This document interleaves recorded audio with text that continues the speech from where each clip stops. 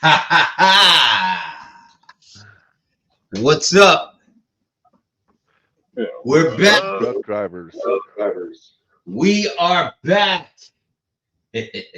Where's Chris? He's not back. No, I'm here. Oh, let me I had get to go my. to the store.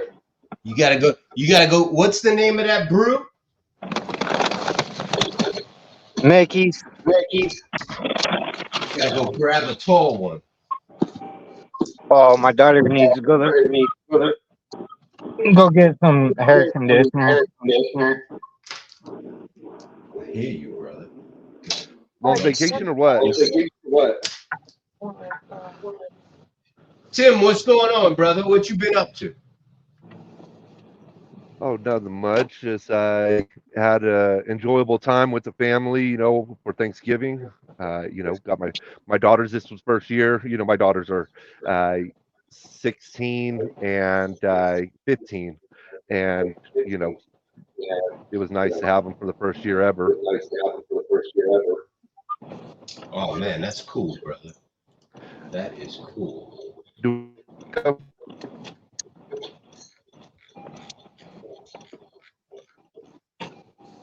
I think we're losing Tim.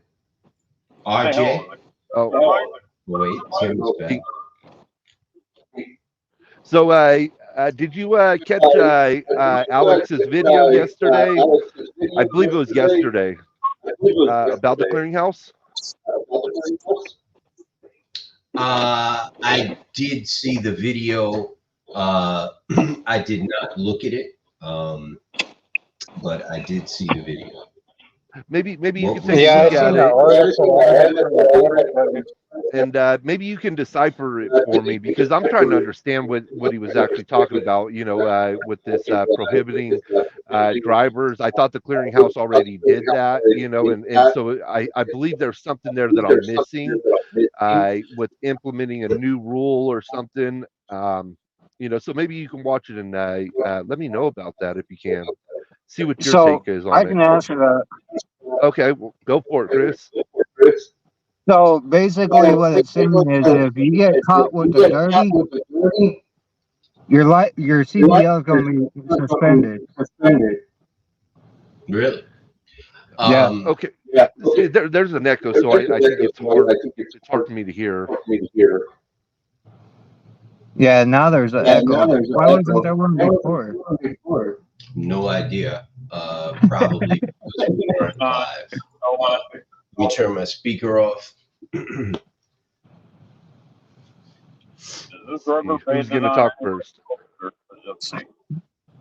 So basically, if you get caught with the dirty UA now, starting November of next year, I can't remember the exact date, but it's going to be suspended Is permanently there still an echo? Nope, it's cleared. I can hear you. until Like clearinghouse clears them for after they do their classes and all that. So basically, they're going to have to get their Okay, so go just through CDL training and everything again.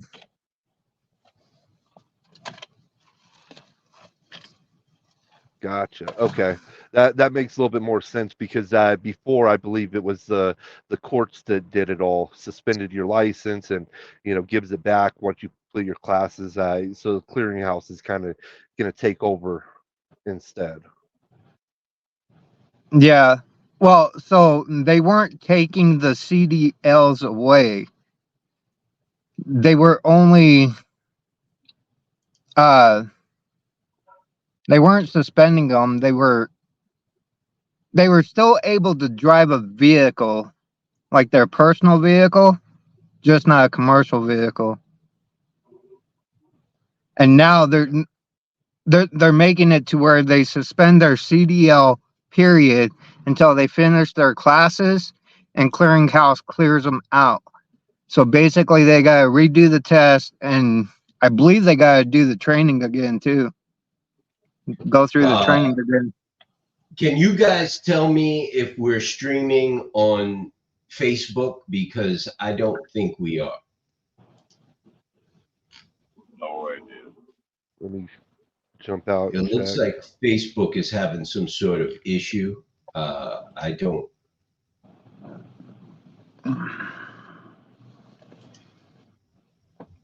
I don't see anything. Never find you on Facebook. So, I mean, I see us. Yeah, no, I see us on Facebook. Yeah, I'm looking. It says we're streaming.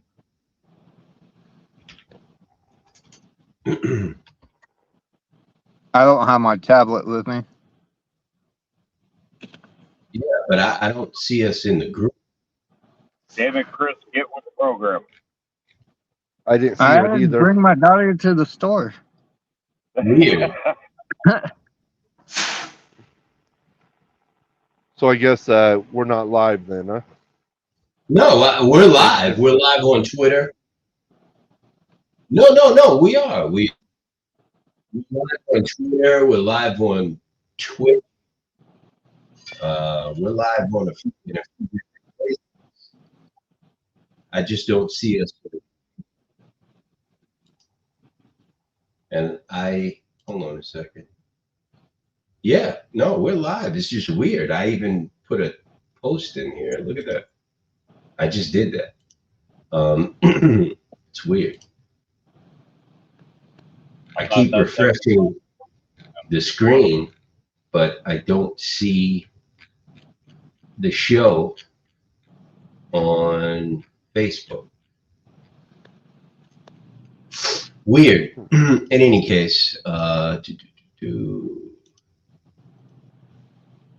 so how was everybody's holiday? Chris, what did you do? I went to my brother-in-law's. Oh, is he close by you? Yeah, they live in Twin Falls. Oh, It's like Twin 20 Falls. miles. Yeah, cool. Had a good time? Yeah, it wasn't bad. That's good, man. This is weird. I don't know why we're not streaming on Facebook. I can't see it, but it says we are. We are on Twitter and Twitch. Bill is watching us on Twitter, I believe.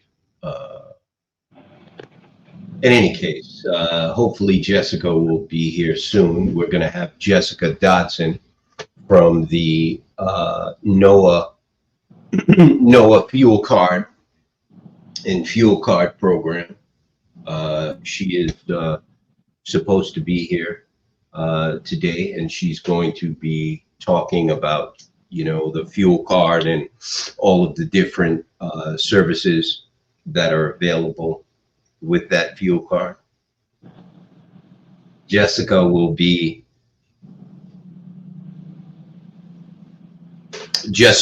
coming on regularly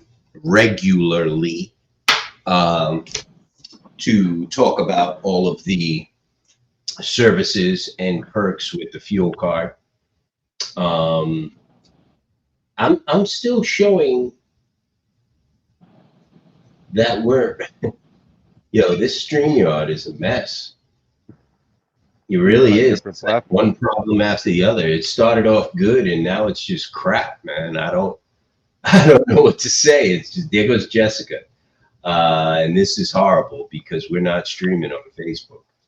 So there won't be any questions to be asked.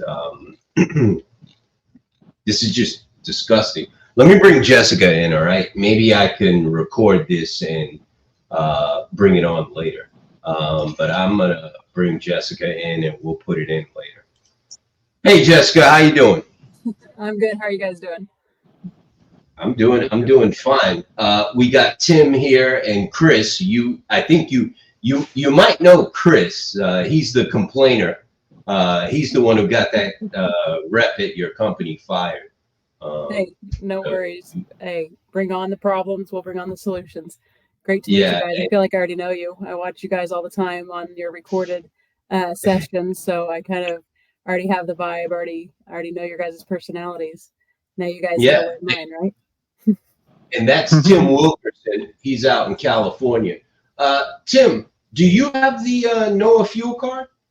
No, I signed up for it. I got a call back. I was actually in the middle of, I think I was getting loaded or I unloaded. I wasn't sure.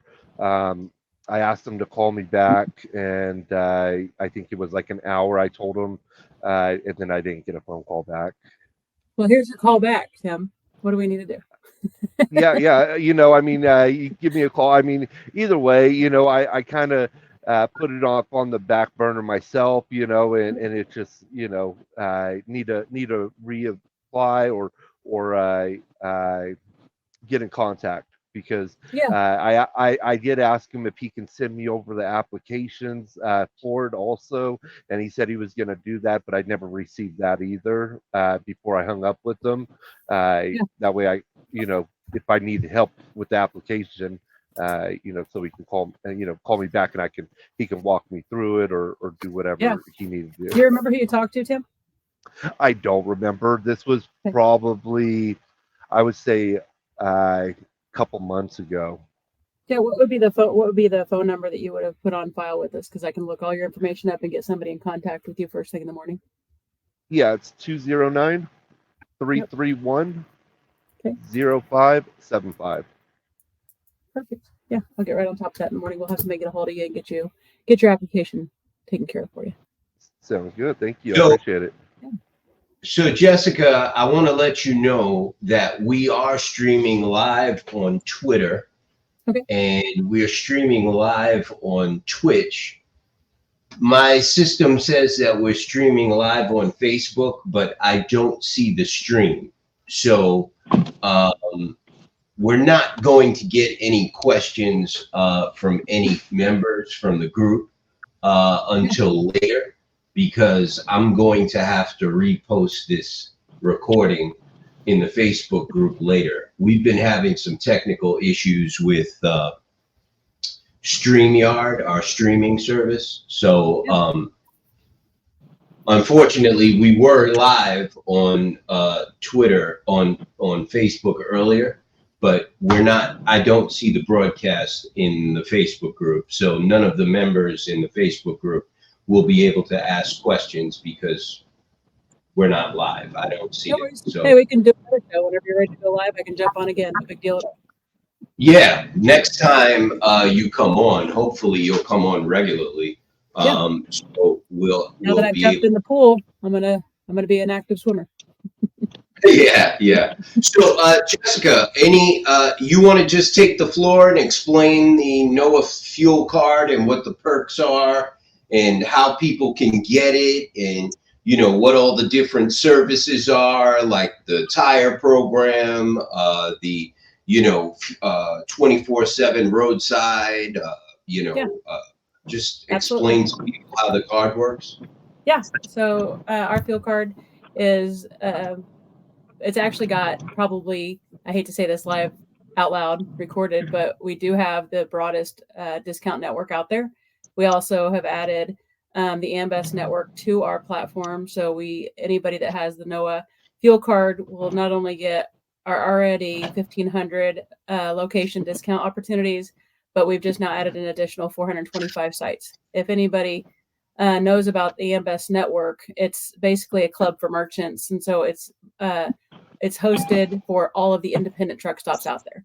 And I'm sure that all of our experienced drivers already know that the independent network of truck stop locations already has a low cash price listed, which is what I find here in Kansas. Between Kansas City and Wichita alone, you can go from one of the big three that is about $1 above the independent locations. So if you take the dollar difference from Love's to Pilot and TA down to independents, you already have a lower cost. And then you take that additional discount that we're offering for all the Ambest locations, and you're saving an average of anywhere between 40 cents up to, we've seen, almost $1. So we are able to host a discount for the big three. We also host an aggressive discount at independent locations. And any location that we have that we don't currently host a discount at, we have the ability to negotiate discounts on behalf of our drivers, owner operators direct with these merchant locations because of our long-term relationship with them. Our card was the first card established back in 1978. We were started by a truck driver for truck drivers, very first card in the market. So we have a long history with relationships with merchants out there. And if we don't have acceptability, we'll get acceptability. And we do have, because of our reputation and our relationships for so long, we do have one of the biggest discount networks out there, if not the biggest. Nice. Can we go into the tire discount opportunity here? Yeah, I was just going to ask you about that, because that is like the biggest question I get. Like, what is the, what is the average discount and how does it work, and, stuff like that. Yeah, absolutely. I personally, I don't know if Mike has let anybody on this channel know, my husband is an owner operator. He's been an owner operator for the last 12 years. He started as a student driver, worked his way up to buying his own tractor trailers. He has the fuel card. And with the fuel card, he does see these savings, which makes me personally intact to be aggressively searching for discount opportunities, because my husband would get the savings that you guys would get. So you have somebody on this team that is out there trying to get the best product for owner operators, because personally it affects me as well. So it's both sides, professionally and personally. With that being said, I've been transitioned over. I was on our account management team. I was the director over account management, which took care of our existing customers. I transitioned recently in the last 6 months over to business development. So they put me in a position as director of business development to go out and seek alliances to help better our product. So what that means for our owner operators and anybody that has the NOAA fuel card is that I'm setting up arrangements and agreements with different companies out in the trucking space to offer deep discounts to the owner operators. That's what our card does, is it hosts and accommodates and tries to get better deals for our owner operators out there.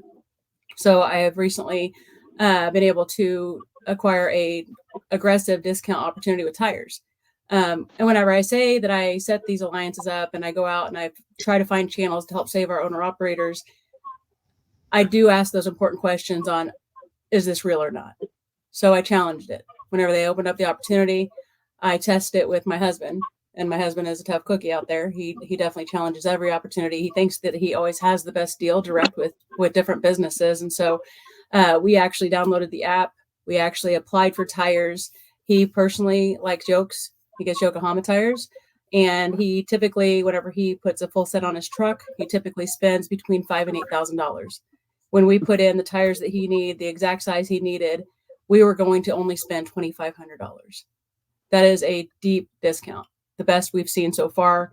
We're here local in Kansas City, and we can't even get those direct. So that is, to me, a very good deal. That's an average of 48 to 50% off of name brand tires. So we have that deal and that opportunity for all of our NOAA members that have the fuel card, as well as all the NOAA members that don't have the fuel card. Of course, we want you to get the fuel card, but that opportunity is out there for all the NOAA members. Mike has the link, the link that's directly related to this opportunity that he can share wherever he wants to share it, whether it's a Twitter space, Facebook space. I encourage him to share it everywhere so that you guys all have the opportunity to apply for these tire discounts. We're also standing up other alliances in correlation with what the association is offering its members as well. We have additional opportunities for health savings programs. I think that Mike has his own direct relationships as well for insurance for you guys. We're also setting up a deal with a legal plan company to help protect your CDL license when it's needed. There's been a couple different alliances with the legal plans that we've partnered with, but they haven't been really successful. Just as recently, when I went to the Women in Trucking event, I was able to have a conversation with a pretty exciting opportunity through a legal plan that is going to be a low membership rate, but they actually have attorneys that will actually go out, fight for you, and lower the ticket price.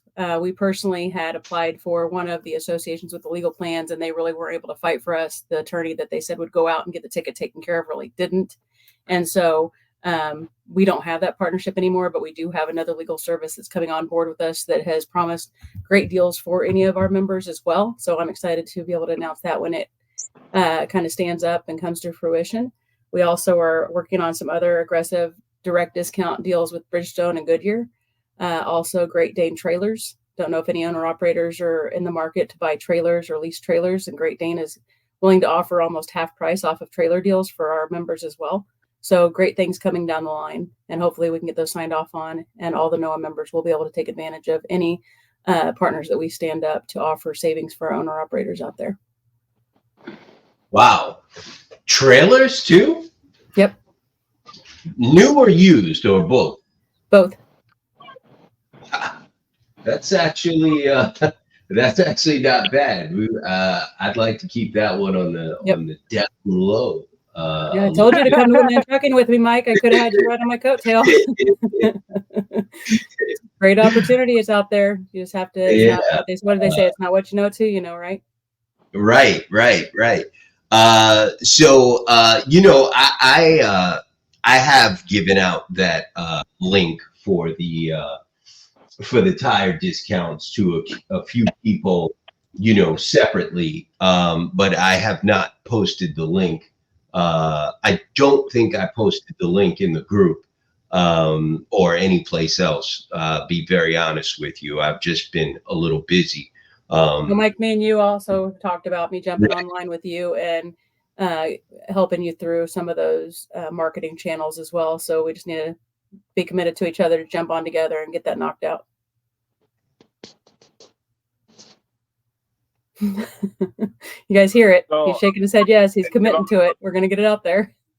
Yeah, I mean, it's all about getting the message out there. And I've been a little tied up with, other issues on social media. For the rights of these, you're up here fighting for the rights of our truckers, and that's greatly appreciated. So tag me in, Coach, wherever I can help. That's why I'm jumping on these live streams to try to help our owner operators, small businesses out there be successful in the economic situation that we're in right now. And I'm here to definitely vouch for what this fuel card does and what these tire programs do. My husband is an owner operator. He's out there on the roads with you guys. He uses the fuel card. He gets the savings. Mm-hmm. I would not be sitting here live on these streams if I didn't believe in it, if it wasn't proven. It's okay.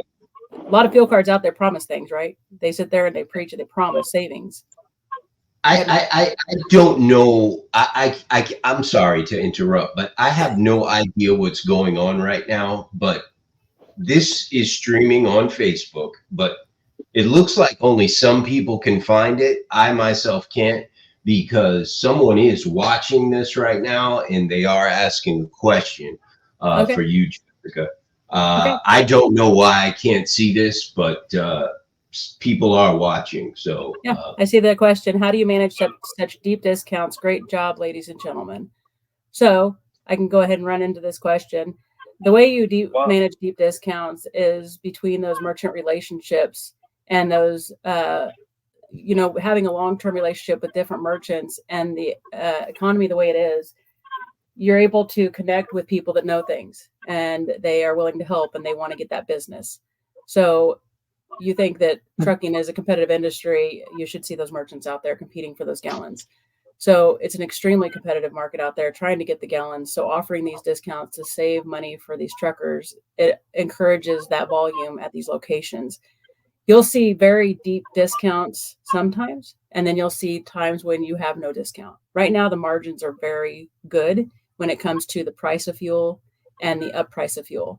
So whenever you have a large margin where they bought fuel at a certain price and it was cheaper than normal, then they have a larger spread that they can mark it up.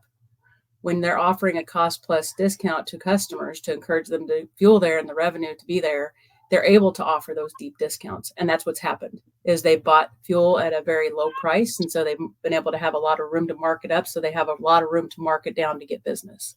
That's how we're able to get deep discounts right now. There will be certain states, there will be certain areas that don't have good margin. So you won't see as much savings. But right now in the market, and actually for the last 2 years, we haven't seen incredible margins and we've seen aggressive, very deep discounts. Those are on the cost plus discount rails. You hear retail minus and you hear cost plus. Cost plus is the arena that you want to play in right now because of margins being so large. You're able to get deep discounts. Retail minus, it's really a set discount. And that's a more dangerous field for the merchants to play in because it doesn't protect that bottom line. And so they're not really willing to give a deep discount on that retail minus side. but Cost Plus does protect that bottom margin, and it provides deep discounts when the margins are good between the cost of fuel and the markup. I hope that answered it. Yeah, whoever's watching out there, thank you for your question. I don't know why we are having this technical issue. I've been back and forth with StreamYard on this, and they said they fixed all of this, and it appears they have not. So I will be looking for a new streaming platform. But thank you. Anyone have any more questions, please ask. I have no idea what's going on Facebook. We just lost Twitch, and we are now just streaming on Twitter and Facebook. Jessica, if I could jump in there, I have a question. I'm going to throw the real fastball at you here, and I know RJ and Tim will probably be back, and Chris, I know you do actually have the card, so I know you've got one or two hard balls you want to throw at Jessica, but I'm going to take the first shot here. I get a lot of flack about the difference between our card and mud flap. Personally, I got turned down for mud flap, so of course I hate their guts. But you know, hey, people swear by it. You know what I mean? And what is the difference between our fuel card and mud flap? So help me understand, Mike. How did you get turned down? Because from my understanding, mud flap does not offer a card. It is just an app showing you discounts. Maybe you sign up for a membership, but my understanding of mud flap is it's a certain app that you sign up for to be able to get these aggressive discounts and the navigation and location identification and cost, but you have to actually go inside and you have to use a Visa, MasterCard, or Discover some kind of more of a debit or credit card. I have no idea why they told me to blow, but they did. And I remember this was a little while ago, so I was not able to use mudflap. So the difference that I see, and from my knowledge, what I know the difference is that they don't offer a credit line. They are just a discount app that allows you this deep price that you can get whenever you go to certain merchant locations.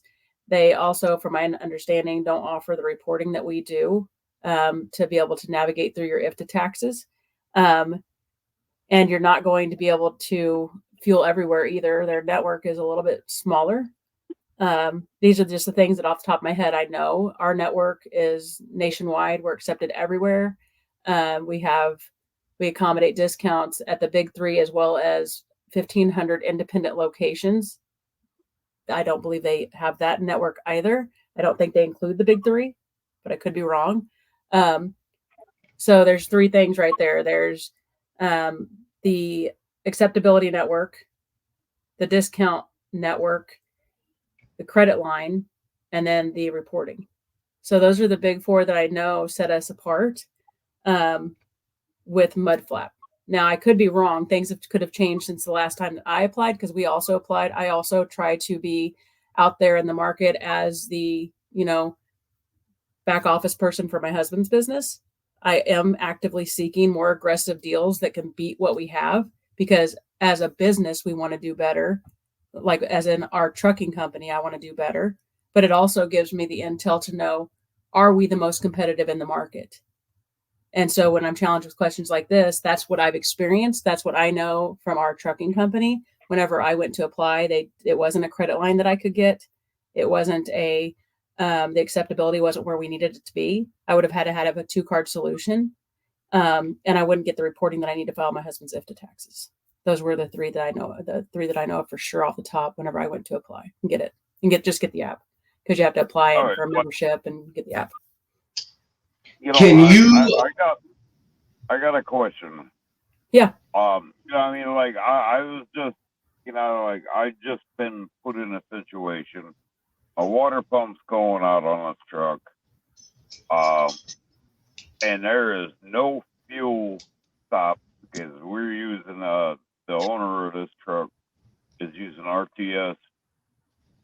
and there's no fuel stop in sight. I'm going to Banquet,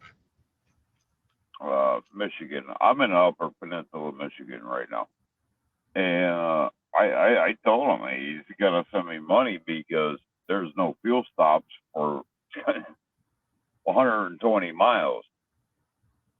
I'm just curious on like your network on the fuel cards and like maintenance. You were talking about tires and whatnot and road service. Mike, you said you had road service. Yeah, we do. The NOAA fuel card does have a 24/7 roadside assistance program.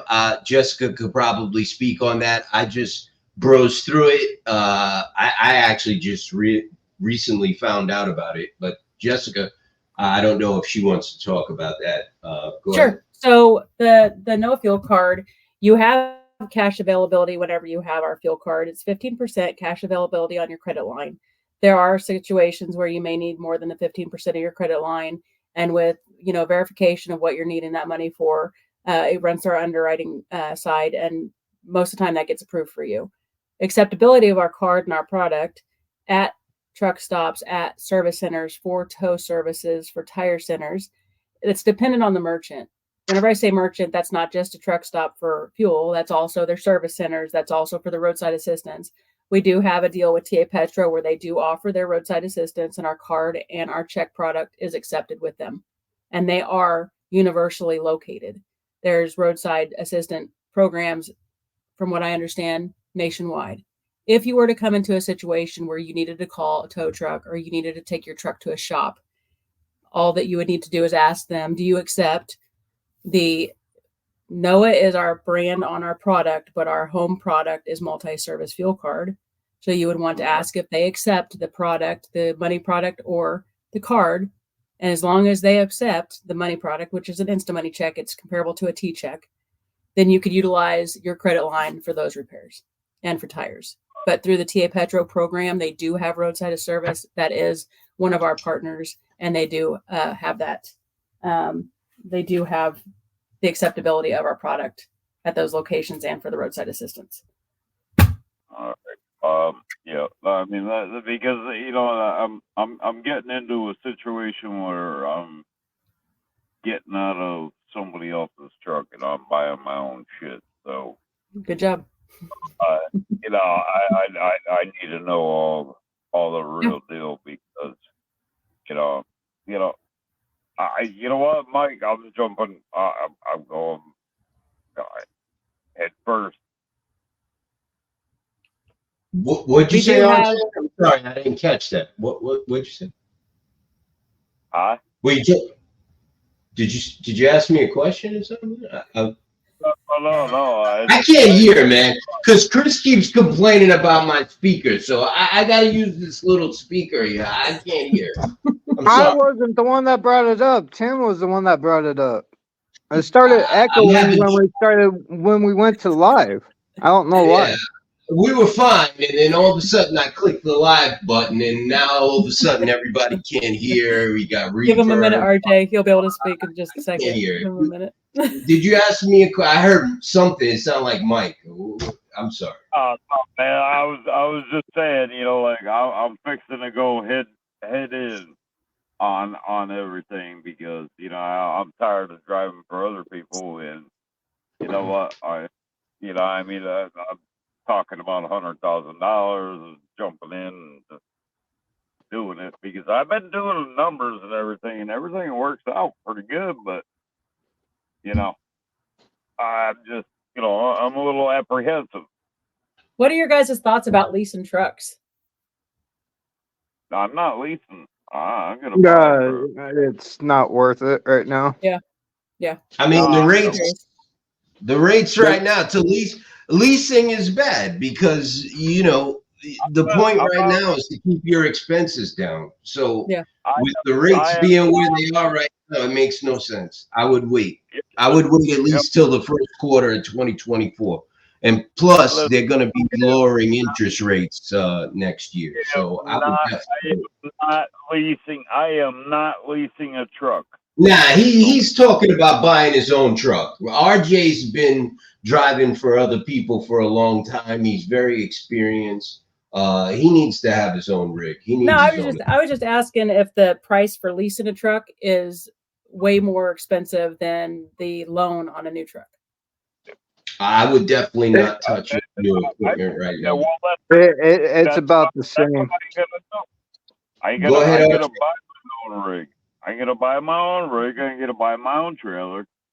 Yeah. And instead of like I got a 10% raise out of this job hop, and you know what? Okay, big deal.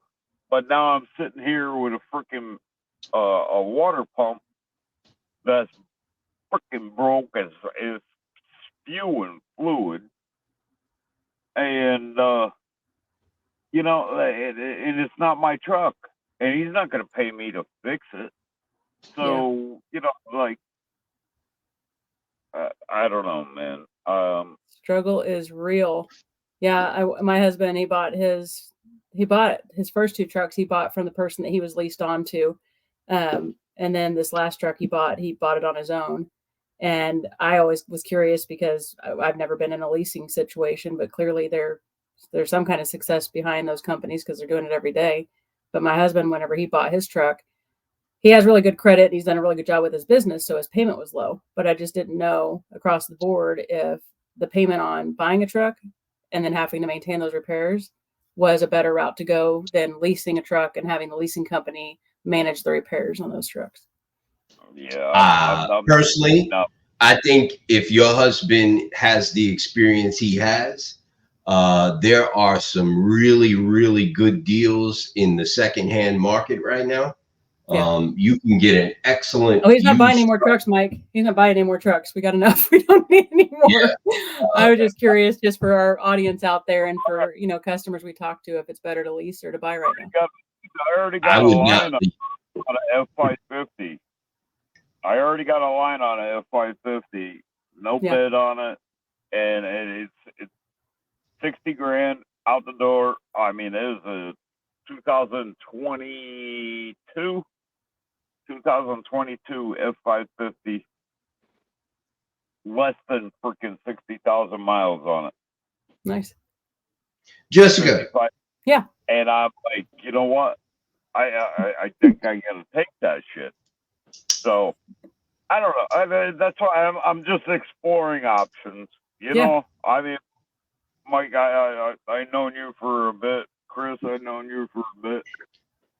I just got, I'm just trying to feel out what's feasible, what, like what's realistic. Brother, all I'll tell you is if you're going to mess around with banks, just make sure you got a good rate.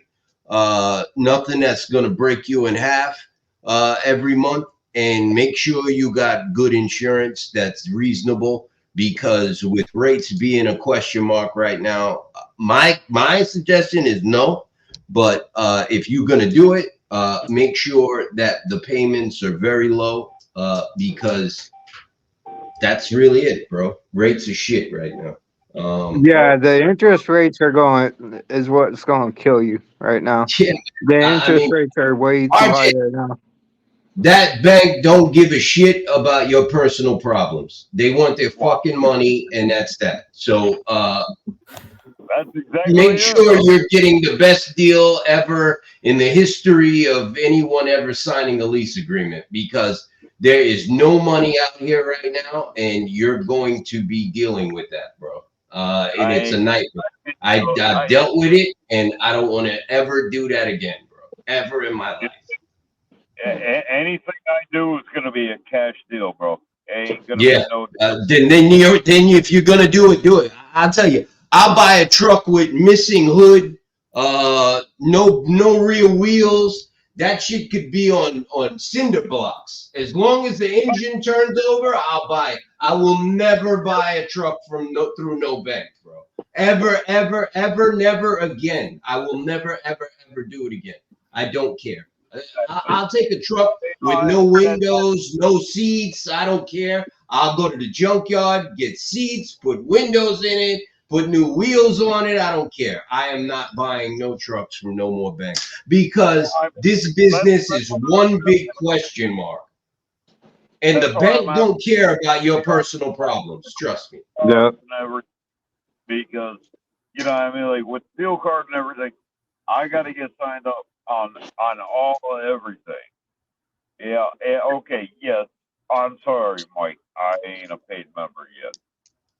I'm an asshole. Look, you don't have to be a paid member to get this fuel card. I'm glad you brought that up. We are offering this fuel card to everyone. You don't have to be a paid member to get this fuel card. And if you're going to be doing what you're going to be doing, my suggestion would be to apply for it now. Hold on, RJ. We're going to get back to you. I just want to get this question out here for Jessica. And Jessica, if you tell me you can't talk about this one, I'll totally understand.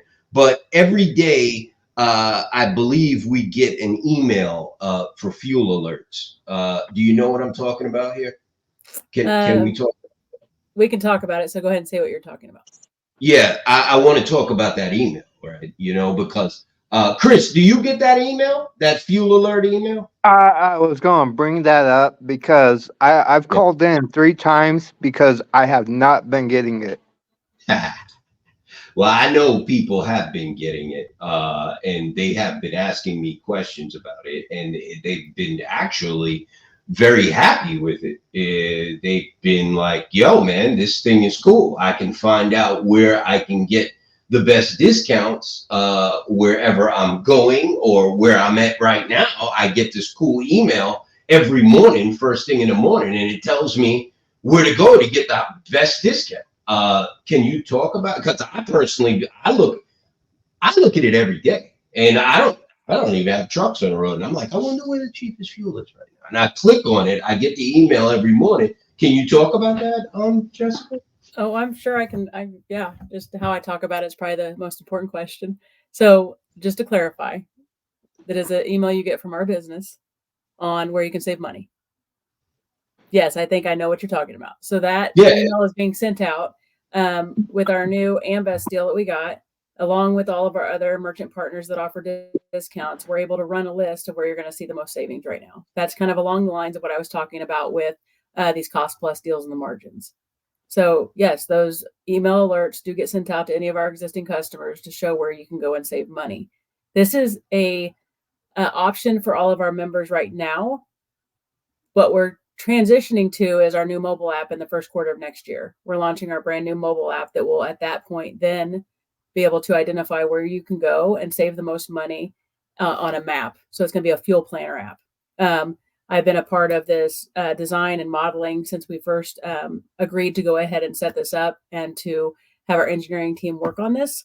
I was hoping for a little bit more of a trip planning model, but that will come in phase 2 and 3. This one is going to be more of a fuel planning model. So you can put into our mobile app where you're at and where you're going, and it will pop up locations along that route, and it will have the prices real to you. This will include the embedded discounts that you have gotten. We have negotiated on behalf of you, because not only do we offer a discount network across the board when you sign up for it with us, but we also are able to accommodate direct discount deals for you based on your fueling patterns and habits. So whenever you pop open the app, you're able to look at this map and say, this is actually what I will pay. It won't be, this is what their listed price is. It will be the price embedded with a discount and with discounts direct to you as well. So you will have real-time modeling before when you get in your truck and you're planning out your day. You can say, all right, because like for four-wheelers, when we're out here driving, I travel all the time with my kids. DC, I go back and forth to all the time. Just got done going down to the Smoky Mountains. And the most frustrating thing for me as a four-wheeler is driving up to a travel center and seeing this great fuel price and being like, oh, I'm getting the best deal. I fill up my car all the way. I go down a mile down the road and it's $3 cheaper. And it's like, oh, if I would have just known, right? So that's why we're designing this type of model for our owner operators out there. When they're planning, when they're getting in their truck, they're getting ready to head out, they can pull a map open and say, I know I'm going to need a fuel in about 50 miles. Where is the best location? And instead of it being a list, or instead of it being, you guys kind of, what I used to do for my husband is go to truckfinder.com and look up all these places. it shows you right there in the vicinity. So you can zoom in and you can see, is this close to the off ramp? Is it going to take me out of my way? Is it a location that I can turn my big rig around in? Is it a full-blown truck stop? It'll have the amenities. It'll have what's available, what type of fuel, parking, showers. It'll have all the amenities listed as well. So it's going to give you the best planning you can do to save the most money, as well as get in and get out as you need to, or have the amenities that you need. If it's going to be what I consider a splash and dash, where you're just going to get some fuel, or if you're going to go and you need to stay the night, take a shower, do laundry, whatever you need to do. All right, Jessica. Hey, Look, you gotta say no comment. If you got, hey Chris, I know you. Hold on, I know you guys got. I gotta. Hey, she's my guest. I get to all the time. This one here is funny, right? If you gotta say no comment, say no comment. I totally understand. I know you're higher there at the fuel card people, the fuel card world. Look, go ahead, bring it on. The best discount I ever got with a fuel card was like, look, I ain't even gonna lie. I don't have luck with fuel cards, right? I get 20 cents off a gallon. You know what I mean? I get, I think the most I ever got off a gallon is like, what, 30 cents or something like that. That was like some special, we'll give you an extra 10-cent promo.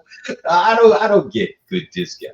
But I'm looking at this, man, and I see especially in the Northeast, you get no discounts in the Northeast. So I'm looking at this the other day, and I'm looking at this gas station in Brooklyn that's near me, and the discount, if you got to say no comment, I told you, it's $1.60 off a gallon. Yeah. All right, come on. Hey. Let's talk about this. In Brooklyn, and Chris, in Brooklyn, it's $1.60 off a gallon. I know the line had to be like out into Queens. That's how far the trucks were lined up. They were giving away free fuel. So I mean, if you can't talk, and I'm looking now, and I see in you only get that $1.60 off with the card though. With that specific card. It's $1.20, $1.30. So let's talk about this, Mike. Let's talk about this though. Let's talk about the margins. Okay. When we talk margin, Mike, you know better than that. It's $1.60 off with cash. You pay credit, it's a different price. No, I'm looking right here, bro. I'm looking right here. With the fuel card, you're paying the cash price. This morning, these are my alerts. For my fuel, I have this fuel card, bro. These are my what I'm seeing right here. These are the numbers. Hey, we get reporting. We get straight feedback from Opus Pricing. We embed the discount that we've agreed on with that merchant, which what you're saying sounds to me like it's a cost plus deal that we've arranged. I'm assuming it's going to our new Ambest locations. If you want to share the location, you can. Does it have the truck stop name on that list, or does it just say the city and state and the savings there? I don't want to get you in trouble and say any names. I know you told me to be careful with the rates, so I don't want to. Okay, so I'll say this. I'll say it, but I feel very confident in our reporting. We have built a robust system in to accommodate Opus Pricing, and then embedding our cost plus deal that we have negotiated for these locations into this reporting. Now we can take this offline and fact check this information, because I personally rely upon our users and our customers to give me feedback if something isn't legitimate. But I feel confident to say on that report, if it says it, that's what it is.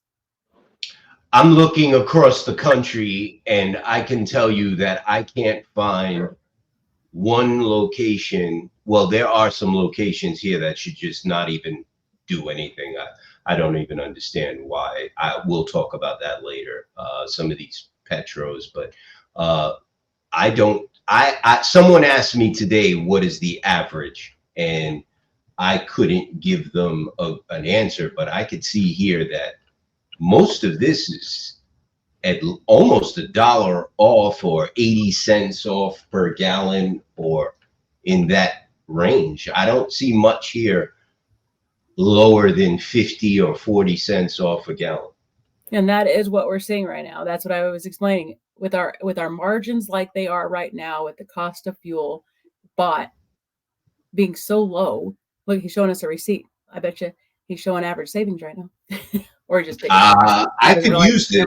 You know, I'll give the floor to them. I just have one last question here for right now, because I'm basically asking. I'm excited, Mike. I'm excited. Let's get offline tomorrow. No. Let's look at your report. Let's fact check this stuff, and then come back on live and come back. Absolutely. And you know, I'm going to ask you questions that people ask me. And one of the major ones is the difficulty of applying for the card. Okay. I get questions about how difficult it is. Like people ask, you know, how difficult is it to apply for the card? And then other people telling me that, you know, it wasn't difficult at all and they got the card like that. You know what I mean? So can you explain the application process? I sure can. So whenever Mike provides the link for the NOAA card, and you and the audience, you click on that link and you say, tell me more. It goes straight into our sales team. It rotates through our entire sales team. As soon as they get the lead in, they call you immediately out. They ask you questions. They ask you about your business. What are you looking for in savings? Where do you like to fuel? Then they send you an email with a link. It says, click here to apply. When you click on the link, you fill out our application. You provide banking information. You provide information about your business. Once you submit it, it goes through our underwriting team. We allow and we provide different opportunities for our fuel card in regards to credit. We do fully secured, partially secured. We also offer prepaid solutions. We also offer a cash deposit solution. So we have multiple different opportunities to apply for our fuel card. So it's very seldom that we will say no flat out. We have tons of opportunity for you. It moves as fast as you are willing to work with us. If it's easy, we run it, your credit scores amazing, there's no hiccups, no questions, it gets approved immediately.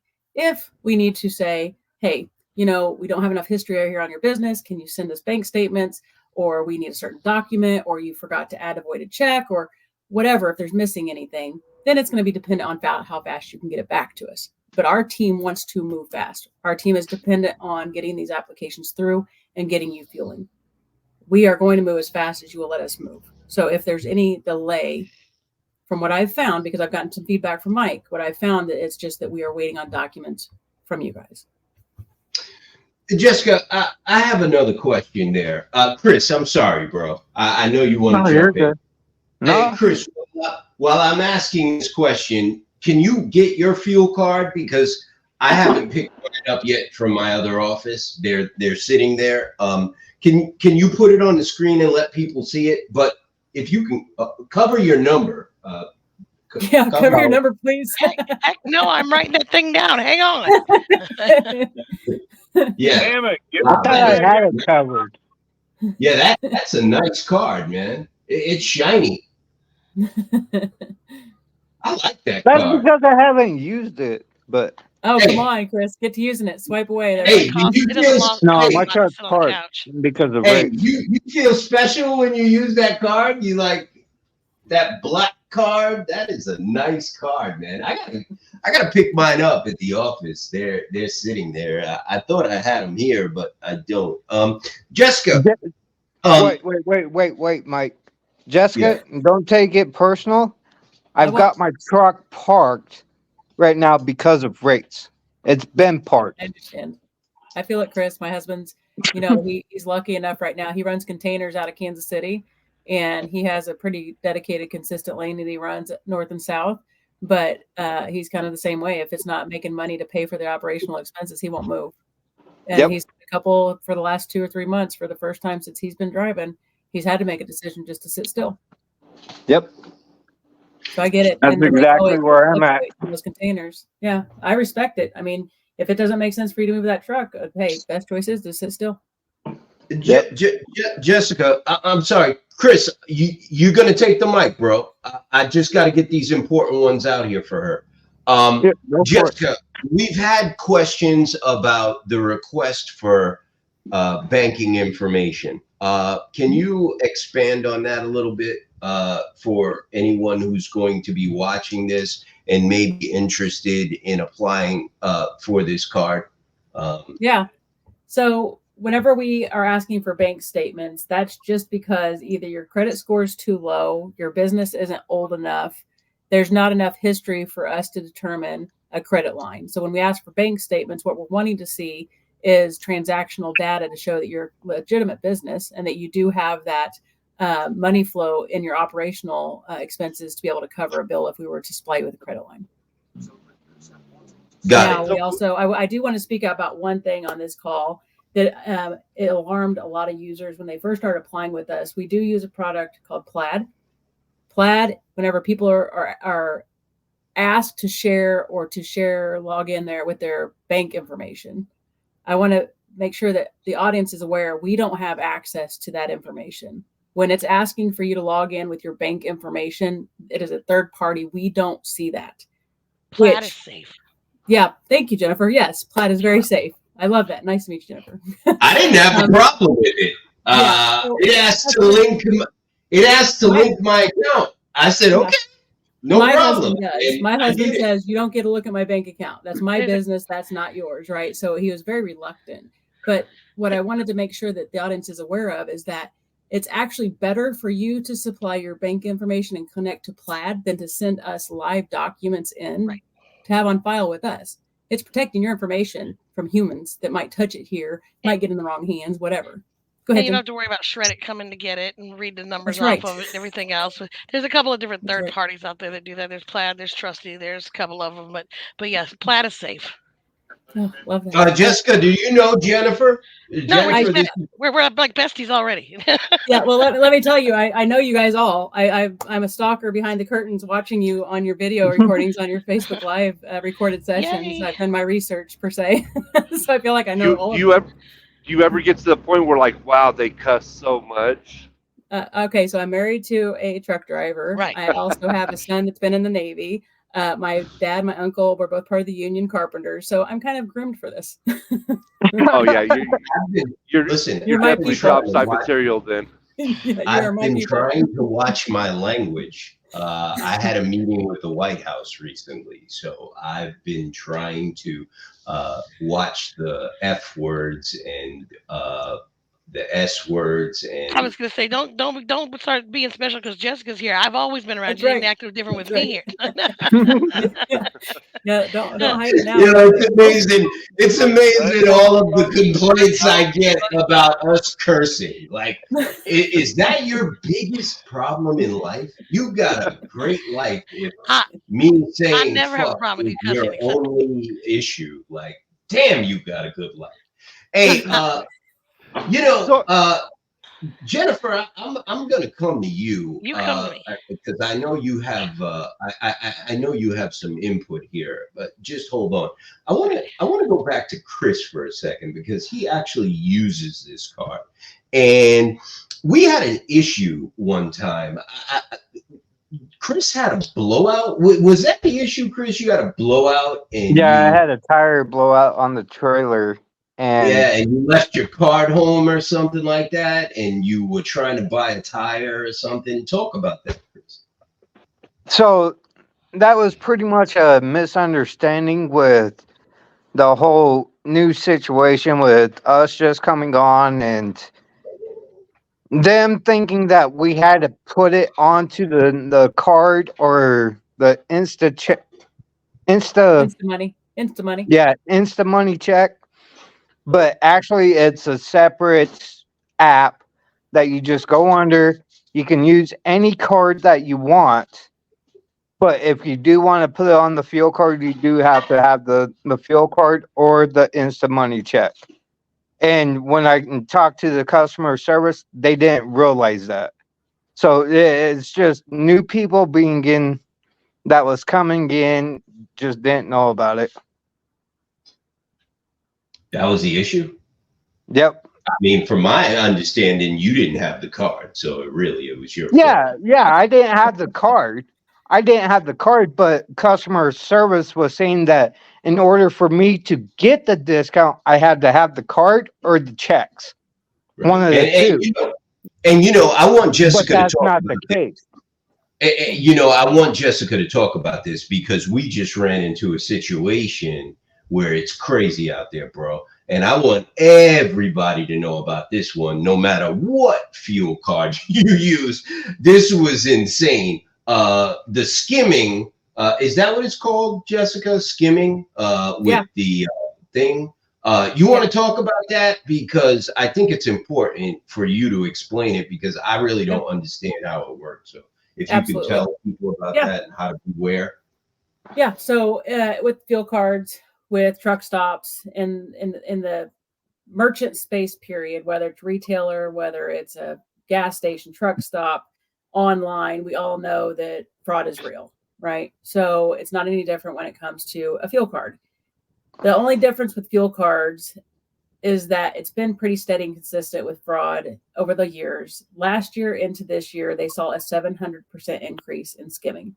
As we all know, when fuel prices go up, the opportunity gets bigger, right? So let's really take advantage of this. So there's certain rings that operate throughout the United States that will go through to the fuel islands at truck stops, and they will put skimming devices in the pump. I've promised Mike that I'll send over some articles on this. You can easily Google and research out there, fuel card skimming.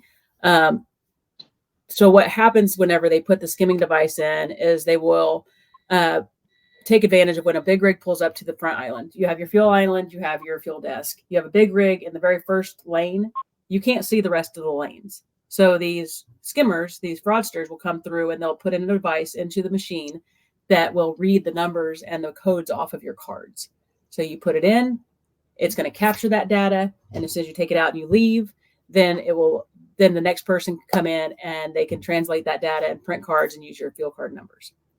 We have security settings in place on our fuel card that are required. We require a password. You have to put a password on your card, but there are additional steps that you can take to do secondary and third step security measures on your cards. You can require unit numbers. You can require odometer reading. You can require certain things. I highly, highly recommend to anybody with any fuel card to make sure you're taking all necessary steps to protect that card.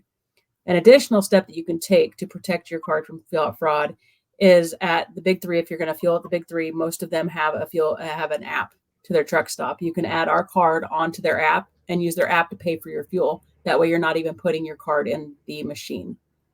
The third best option, which I encourage everybody to do, is don't fuel at the pump. Go inside. Fuel at the desk. I know that sounds crazy because everybody's like, I don't want to stand in line. I don't want to wait. I don't want to spend my time. Get out of the truck. Walk. Take a walk. Go in there and use your fuel card at the desk. Get you a drink. Get you a candy bar, whatever you want to get. That is the number one foolproof way to protect your card, is to go into that fuel desk. It doesn't have an opportunity to get skimmed.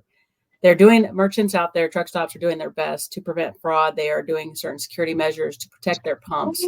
But that is what's happening, is there are certain locations that have been victim to these fraudsters, and they've had their machines have had skimming devices put on those pumps. So it's very important to make sure you're watching your invoicing, you're monitoring transactions that don't look normal. We also have a secondary company that allows monitoring on all of our customers' accounts, where we have certain algorithms that we've set up with them to say, if our customer fuels in Florida and within a certain time frame they fuel at California, it doesn't make sense, notify us immediately. If somebody just fueled up 300 gallons and within a matter of 5 minutes they try to fuel 300 gallons again, alert us immediately, right? There's certain behaviors that we've picked up on in the past 5 or 6 years that we have researched on fraud on our side that have said, hey, these are certain tall tale signs that are showing fraud. So we're going to put parameters in our system to say, alert us if these certain things happen. We learn every day. As soon as we think we've got it, something else comes up. But we do have a ton of preventative measures. But the best advice I can give is make sure you have all security settings on your cards, because 90% of the time, whenever we have a customer that's had this issue, it's because they have not had security settings on their account. That's very, very important that you do this. And I would also encourage that you change these once a month. Don't just have a PIN number on there and just think that it's going to be great for the rest of the life with us. Change them, right? With our computers, we're required to change them every so often. With our bank, we're required to change them every so often. It's a good habit to get into, to change those passwords. Make sure that whoever is internally in your company, that has admin access to your account with us. Make sure you trust them. If you let somebody go, make sure you expire their user access, because they could be in there internally doing fraud within your company. But always put PIN numbers, always try to put unit number protection, and the best case is go inside and pay at the fuel desk. But we are, with our new app as well, in Q2 of next year, we are actually putting a 2-factor authentication on our product to where you will have to, once you get to the pump, you swipe the card, it'll alert your phone. You'll have to type in the PIN that we give you in order to turn on that pump. So we will have a secondary option on there as well to protect your fuel card coming in Q2. You know, it's too bad Jamie Anderson isn't here. I did tell him yesterday that we were going to be having this show, and I wanted him to be here. Jennifer, I don't know if you're here. I had a couple of asks for you. I know you said you had to log off for a second, but I guess I'll ask you when you come back. Mr. Wilkerson, question for you. I got a question. Yeah, I was just going to come to you. Go ahead. Before my phone crashes again, I'm having trouble with StreamYard, and it crashed in my Android. Yeah, I know, man. It's happened so many times to me. But I had a question about the tire program. So I had an issue with not your company, a separate company, where I went in, I purchased 4 new tires. What I did is I got a quote before I used that discount on these tires, and they came back and they told me, oh yeah, we're gonna beat that price. You can check out our prices. They sent me a list, and I looked at the tires, compared them, everything. It did come back cheaper. So I went ahead. I went through the tire discount program that I had. They ended up sending me a bill about a month later, and the bill was about $600 more than what the tire company or the place I was at was going to charge me if I was originally going to get it from them. Have you ever heard of situations like that? How would you guys handle those situations?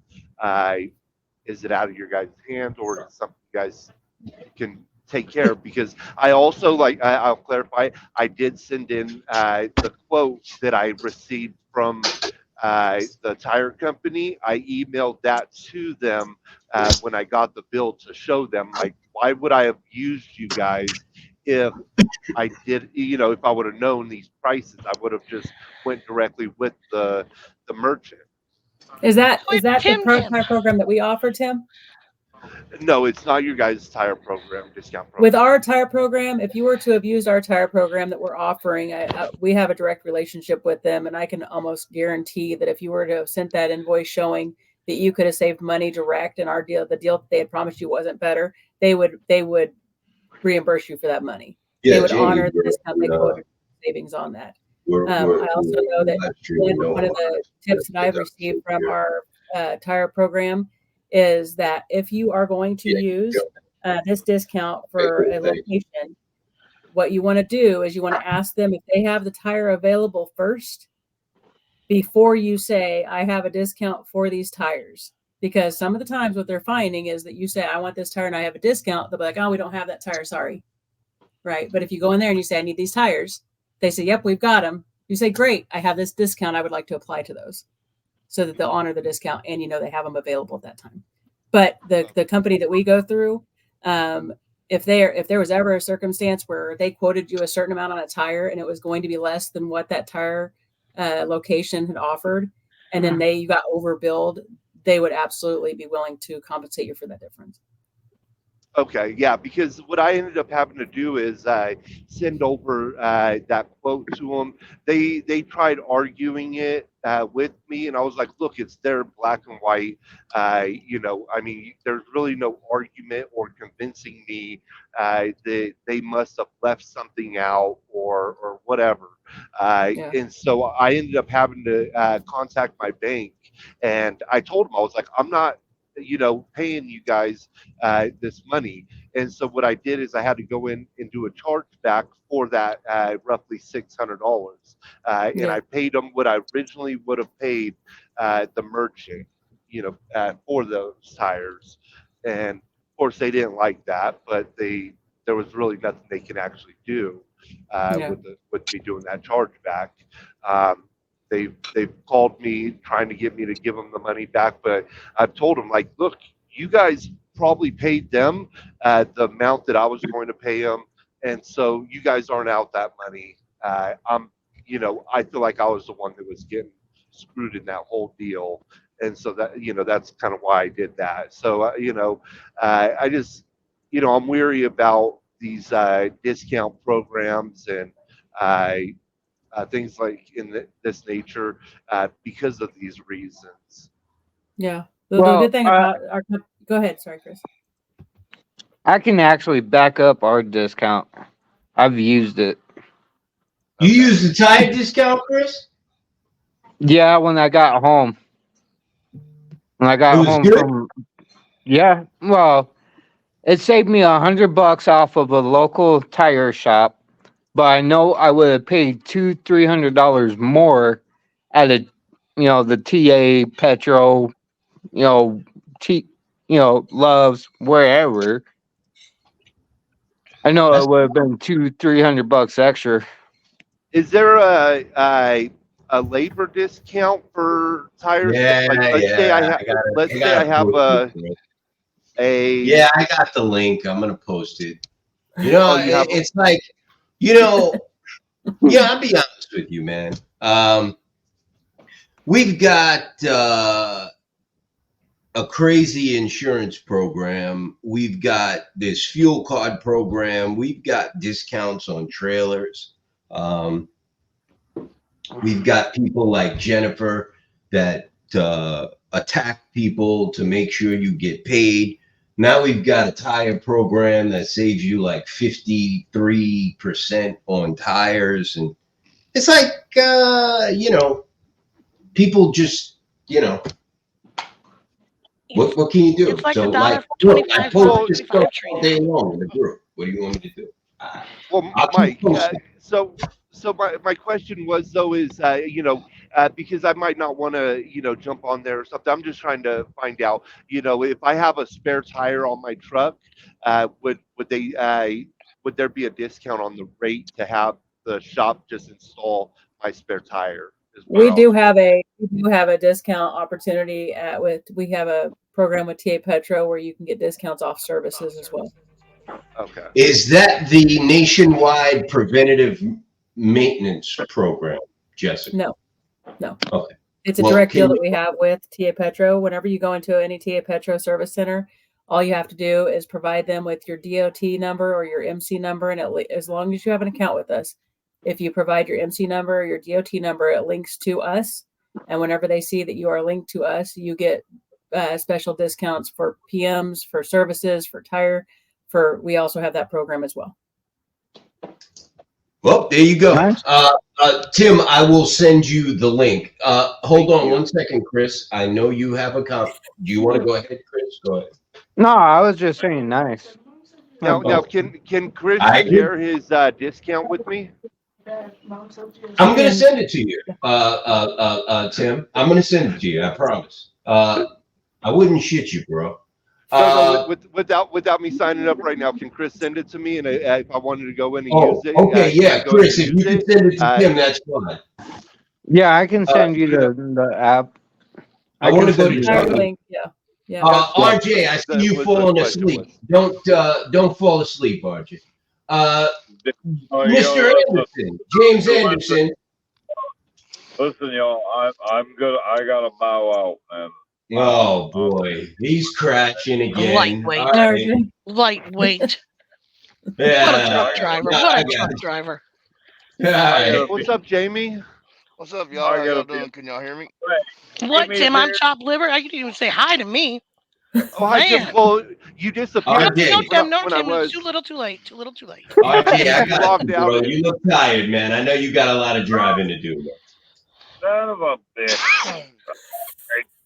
Okay, I'll hang out for a little bit. All right, get some sleep. You gotta get your rest to drive. Jamie, this is Jessica. Jessica, that's Jamie, Texas trucker. He is a diehard mud flap guy. He said, "The hell with you. You can't beat mud flap. I don't need it." He's a tough sell, but he did have some questions the other day about the fuel card. We were talking about the tire. Oh, for some reason, Chris, for some reason, Jamie blows the tire like every 2 days. I don't know how he's driving, but he blows tires like every week. He definitely needs that discount program. I've actually only been through 2 tires in the last year, but you got to remember when I got my truck, when I bought this truck, the guy that I got it from had junk tires put on there, took new tires off. So I've been working with junk tires from the start, but I go through very few tires. Right. Jamie, Jessica's here to answer questions about the NOAA fuel card. And I know you had some questions about it. If you want to go ahead and ask. Let me tell you how we're set up right now. We're in the process of incorporating me and my kinfolk, my cousin. So basically right now I'm like a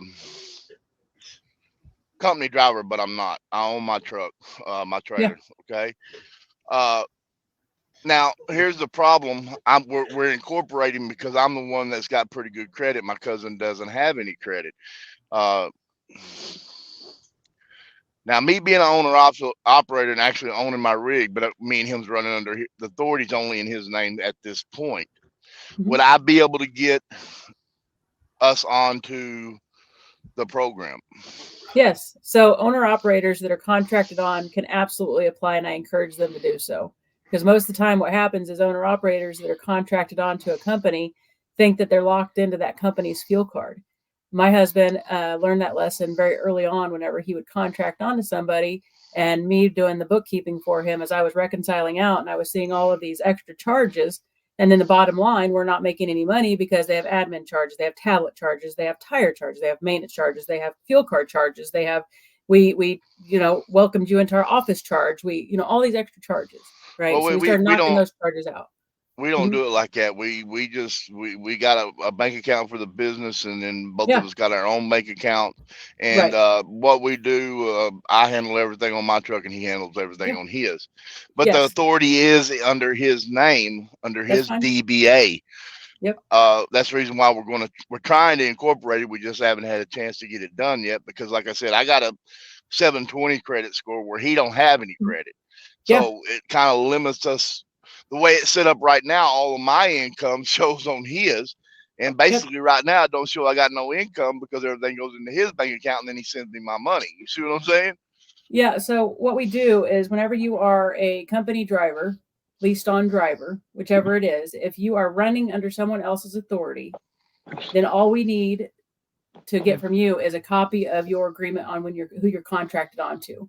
Because all that we're trying to validate is that you are legal to run loads for somebody, right? If you have an MC number and it's not active, because we do run certain algorithms through different softwares and through different companies to make sure that you do have an active MC number, because as we know, no active MC number, you're not going to be able to haul loads. So we just need to have proof that you're leased onto or working for somebody that has an active MC number.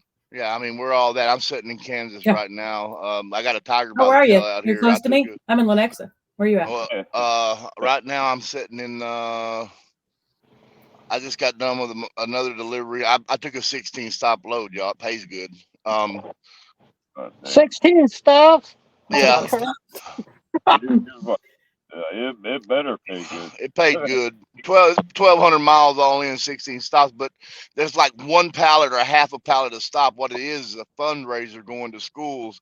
So I pull up to the school, and teachers bring all their kids out. They jump up in the back of the trailer and snatch the boxes off. The stops are running about 15 to 20 minutes a pop. You know what I mean? So that's not bad. Yeah, I mean, that's fun, man. I mean, my next delivery in the morning is in Little River, Kansas. Oh yeah, you're way away from me. Yeah. And then I final tomorrow as soon as I can get there down in Medicine Lodge. Yeah, nice.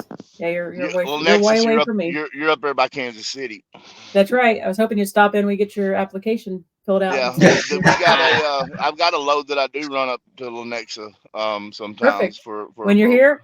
you'd let me know, and we'll have lunch, and I'll bring my application with me, and we can get you a no card on the spot. Well, we'll get it done. We'll get together. And we'll go over it and figure out which way we need to go. I would like to have. I do use mud flap, and I use mom and pops, and I'm right now I'm paying like $3.30 a gallon. I paid $3.28 a gallon the other day. So. But I mean, it's always nice to have a fuel account to fall back on if and if I could get it set up and get a good enough account, I would use it, because I've used it the whole time I've been trucking up until the last 6 or 7 months. Amy, it's not going to hurt you to apply. It doesn't hurt you to apply. Apply, get our fuel card, have it in your pocket. It's nice to have that piece of plastic, and let us prove to you that we're better. Yeah. Well, I mean, I like using the bigger stops if I can get a good discount, because then I can build up showers. Where right now, I've had some drivers that was kind enough to send me their barcodes off of there, so I use that to take showers with. But it's a pain in the rear sometimes. Hey, yeah, use this as an opportunity. Maybe secondary right now. But well, I mean, I need to get in and get it set up, because we need the tire discounts and stuff, because it kills us if we have to. Generally, I keep a spare on my trailer that I can put anywhere on my truck or trailer, and I can generally slap it on and it'll get me home, because it's a little bit smaller size of a tire, but it'll always get me to the house. Where down there I pay about $300 a piece for new virgin tire, versus trying to get one out here on the road $550 for a recap. So, but it's nice to have that. I mean, it is. Yeah, no, I mean, we rely on voices from our customers all the time to let us know where you're at, where you'd like to get savings. If you have a local shop that does your preventative maintenance, that does your repairs, connect us with them. See if we can negotiate. We're both mechanics, so we do all that ourselves. We're both mechanics. I need to hire you. Help with my husband's truck. Yeah, we're both mechanics, so we do all. I carry a full set of tools all the way down to impacts in my truck. So nice, very cool. I'm trying to figure out ways. And it's a good damn thing we are, because we wouldn't make it right now as bad as it is if we wasn't. So that's right. Well, let me go to Jennifer real quick. Jennifer, you there? I'm here. You have any questions for Jessica? Yeah. Does your husband, he drives for himself? Yeah, he drives for himself, but he's contracted on to a company out of Kansas City right now that does containers. Do they need any collections help? Well, Jennifer, the funny thing is, get my information.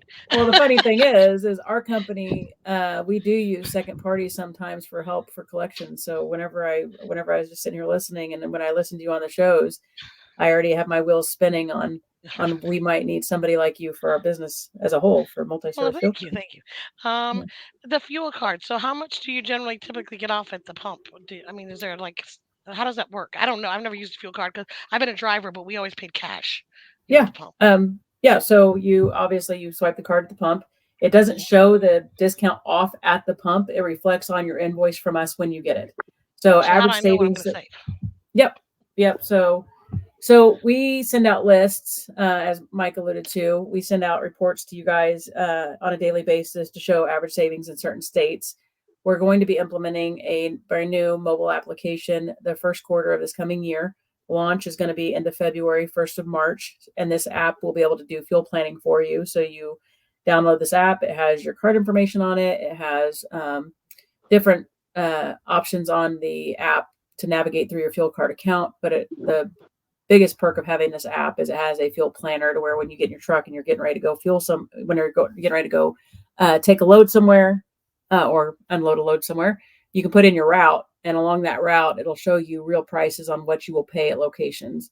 This real price means it's the price minus your discount direct to you, or the discount that we offer at the location that is along this route. So you can plan accordingly to save the most amount and show your average savings, or show your true cost of fuel along your route.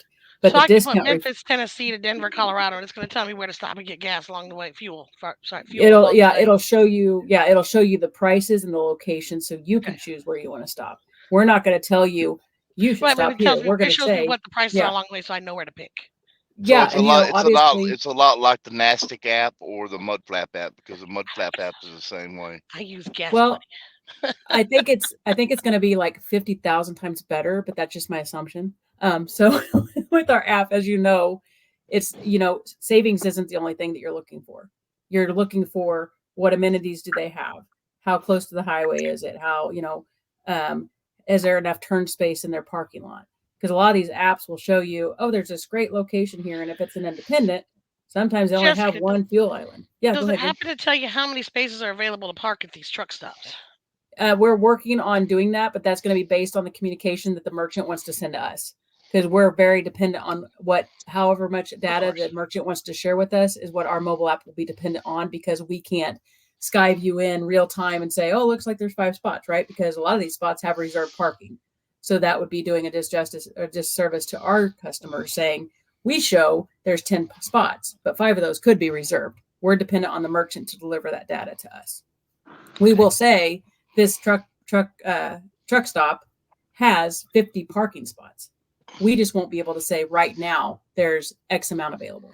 All right, let me put a bug in your ears. An app that I use, and I've been using it for years too. Y'all may be able to integrate. This is for something you do. It's Smart Truck Route 2, and it's $56 a year for me to use this app. I've been using it for 5 years. And it's actually interactive, where I pull into a truck stop, I put in there how many parking spots are there, or I pull into a rest area.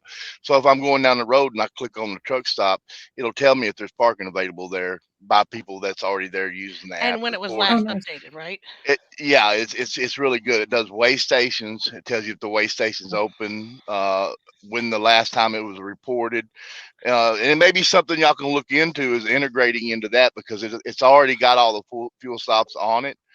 I don't know. It's just something. You got truck drivers riding up and down the road playing with their phone, telling you whether or not weigh stations are open. I got you. It's okay. No, mine pops up on my routing and tells me 7 miles out. 7 miles out, it tells weigh me. Station? Is that what it says? Alternative route from weigh station? Is that what it says too? No, you can route around the weigh station. Honestly, I'm looking at all of this, and I can tell you the average discount off at the pump is, I'm impressed. That's all I could say. Does it work for my car? We don't do retail size. Jessica, you want to talk about that one? They do have one, I believe. So, right. Y'all have a good night. All right, RJ, you take it easy, brother. All right. I got you. You look out of it. Thank you. We're going to be back tomorrow. Jessica, you want to talk about we got card? the Twitter space tomorrow, Mike. Friday, right.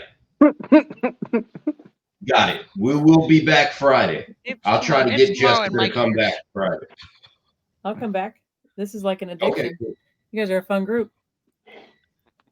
So you want me to talk about? We've been called a lot of things before. Fun was never one of them, but okay. Jennifer, you are correct. Jessica, if you could talk about the regular fuel card, the regular gasoline card for the 4-wheelers, I'd appreciate it. So we are a B2B business. So we don't offer a fuel card for just people that don't have a business. Consumers. We do offer we do have a fuel card for 1 to 6 class fleets. So if there's any 1 to 6 class fleets like box trucks, you have a mixed fleet where you have a couple semi trucks, you have a couple box trucks, a couple day cabs, where they do fuel at the 4-wheeler side of a truck stop or at the slow flow diesel pump. We do have a card for that as well. It's not a co-branded card, Noah, but it does run off of our rails, and it would be part of the same invoice that your Noah fuel card would have as well. So it's one invoice with all the transactions. It runs through Voyager, which is a U.S. bank product. But the credit line you're approved for with our OTR card, it would carry the same credit line over to that card as well. You would just have 2 cards in your pocket, one for your smaller class fleet and one for your semis. So my husband drives a tractor trailer. He drives dump truck hauling aggregate to the concrete plants. He drives for an owner operator. She'd have to apply for it for him, but they can use that smaller fleet card, right? Yeah, as long as the smaller fleet card is for the slow flow pump, right? Some dump trucks have larger tanks and they like to go to the fast flow diesel island, but if they want to fuel at that slow flow diesel pump, then they could use that universal local card. So we go to an actual fuel yard and we take a 550 gallon tank down there and fill it. So we get it like at cost. Does your card beat cost, like going to the yard and filling up? if you guys were to go to the yard to fill up and the tank has a POS system on it, a tank reader, we would have to get integrated with that card at that pump. Most likely our Voyager card works at that tank reader on that tank on It doesn't site. have a tank reader. It's just we just go in and pay the people in the booth.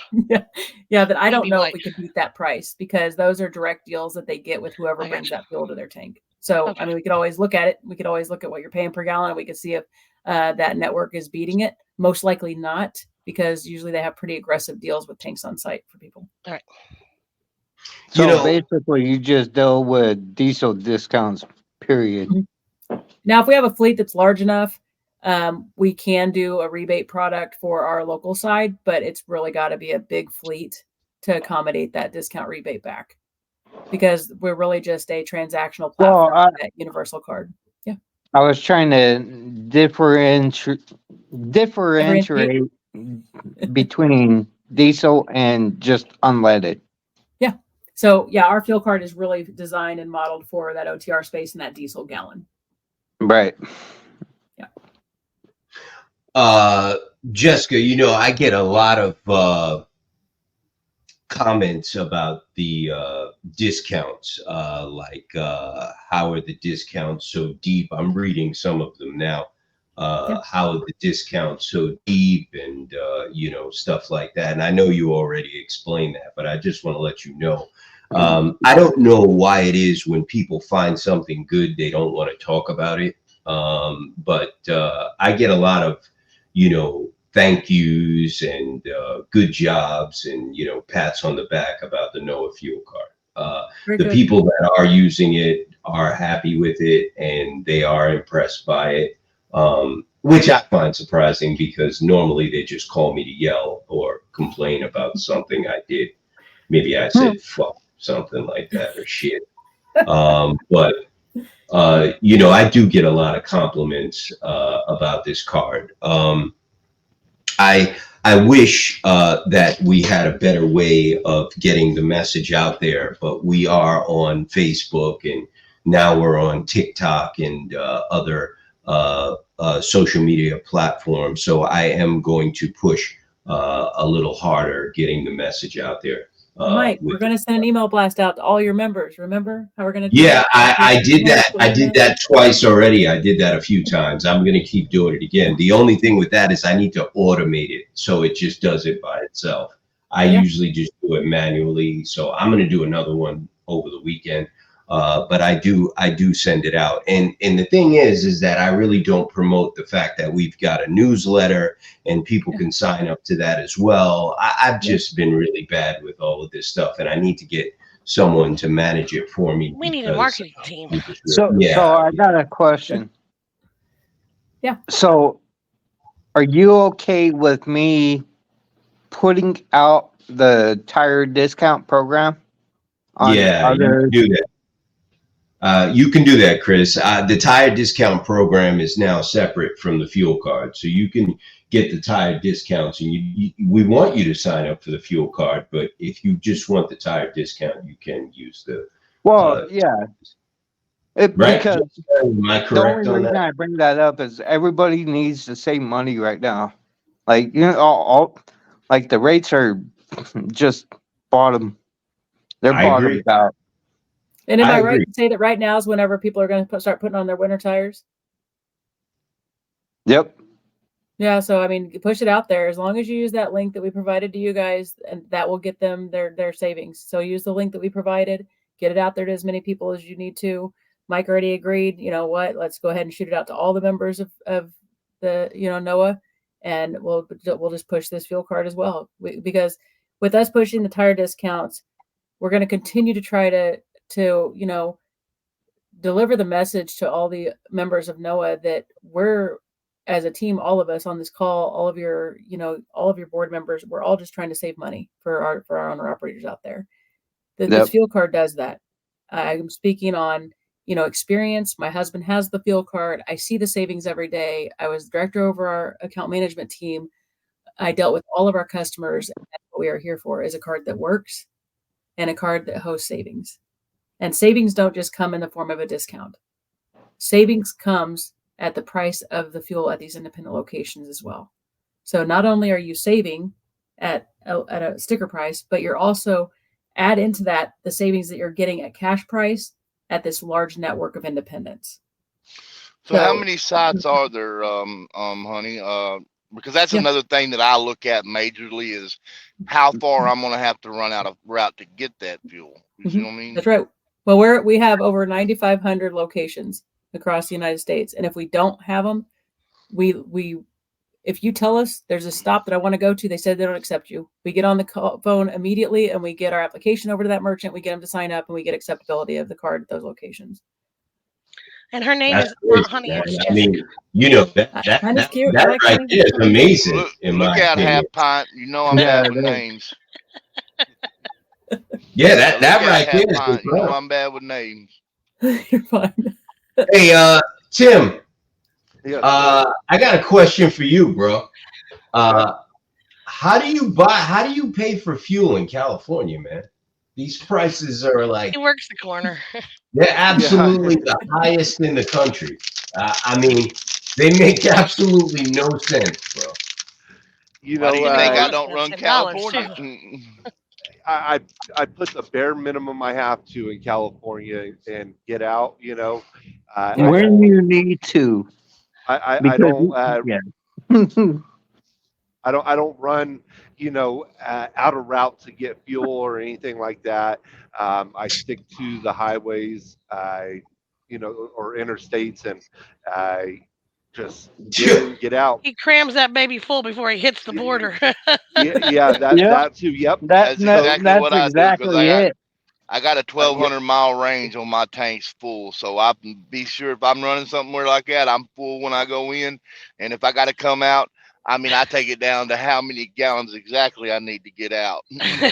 That's the other thing. I go out of route too when I'm in Nevada or someplace like that, Arizona. I'll go out of route a little bit to get the fuel, and then go into California. And then, like I said, you purchase, 50 gallons where you're in California. That's it. Let it to take over from there. Or even do you have now? 5 gallons if you need to. Tim, do you have a fuel card? Do I have a fuel card? Right. Yeah. Yes, I have a fuel card. I have God, I don't even know, Fleet something or Fleet One, I think it is. I also use Mudflap, Truck Smarter, and Relay. Man, you use a lot of different cards. Yep. Well, the these are more apps. The only card that I really have is the Fleet One. That's a physical card. Everything else is through an app, and I just go on there and I search around to see who has the best fuel prices. Yeah. How do you like Relay Pay? I just got introduced to Relay, and Relay, I like it. It's not bad. Of course, there's spots that I go to that, Relay, it's cheaper, but then, looking down the road, I look at Mudflap, and Mudflap's cheaper down the road. So I just jump around all over the place, trying to cut costs wherever I can. Wouldn't that be great if you had one card that you could use every time to save the deep discount and have one report and just have one source? That would be so amazing, wouldn't it? Noah does that. Yes. If you didn't know, Noah does absolutely. that. And the Fleet One is actually through RTS, who it's through. That's a WEX product. Yeah. Yeah. And they promised me the world. I don't really use them anymore. They promised the world, and they gave me some really good discounts. They beat Mudflap for, I want to say, about 2 or 3 weeks, and after that, the prices went back up. So I don't even use them anymore. How easy is it to use I Mudflap? wouldn't even say that they beat Mudflap, because I had the RTS card too. Yeah, they gave me some special discounts. I had to send in Mudflap's, the transaction. Yeah, they tried to offer me that, and I told them no. Yeah, I was done with them because I did the tap. Yeah. With mud flap where That's I'm a whole sitting right different now, it's story. $4.19 a gallon. With mud flap, it's $3.41. What location? Where's that at, Jamie? I'm in what's the name of this place? Hold on, give me a second. What city? That's what I'm gonna tell you. Give me a second, brother. Ellenwood, Georgia. Ellenwood, Kansas. So I was in Kansas yesterday, and I paid. I believe it was Cenex. $3.30 with the relay. How much? $3.30. And mud flap was. You said what? 341, Jamie? Yeah, the nearest spot to me right here on mud flap is 341. It's 419 where I'm sitting. I fueled up in 419. Texas. I fueled up in Texas down there between Amarillo and Sweetwater at 328 a gallon coming up here. So, for example, let me get in here real quick. Mud flap. And Jessica, you have the updated list because I deleted mine. I don't have it. Yeah. What is the Jamie? What's the banner name of that truck stop? You said Syntex, but what's the actual? Cenex. Yeah. That's all it says. There's not even a store here. There's just some Cenex pumps. Oh, that's what are those called? I forget what those are called. Let me find it here. Our average savings there, if you would have went over to the Casey's, we're looking at average savings of 58 cents in that location. Yeah, I'm right. I'm like 4 blocks over from the Casey's. Yeah. I mean, yeah. I'm not getting no fuel. I still got 3/8 of a tank. This load only weighed 9,000 pounds. I mean, there's a lot of stops on it, but it's a good load. So, or I wouldn't have took it. You know what I mean? I'm looking at my fuel stop coming up in Winslow, Arizona right now, and Mud Flap has it on there for 381. Relay has it on there for 367. So, I mean, that's what 13 cents And what does difference Jessica's station have? for the same location. Well, that's the one thing that's the one drawback of Mud Flap is that there's not a lot of them in a lot of areas, and like if I'm at home, I got to go. It's 50 miles to the nearest mud flap.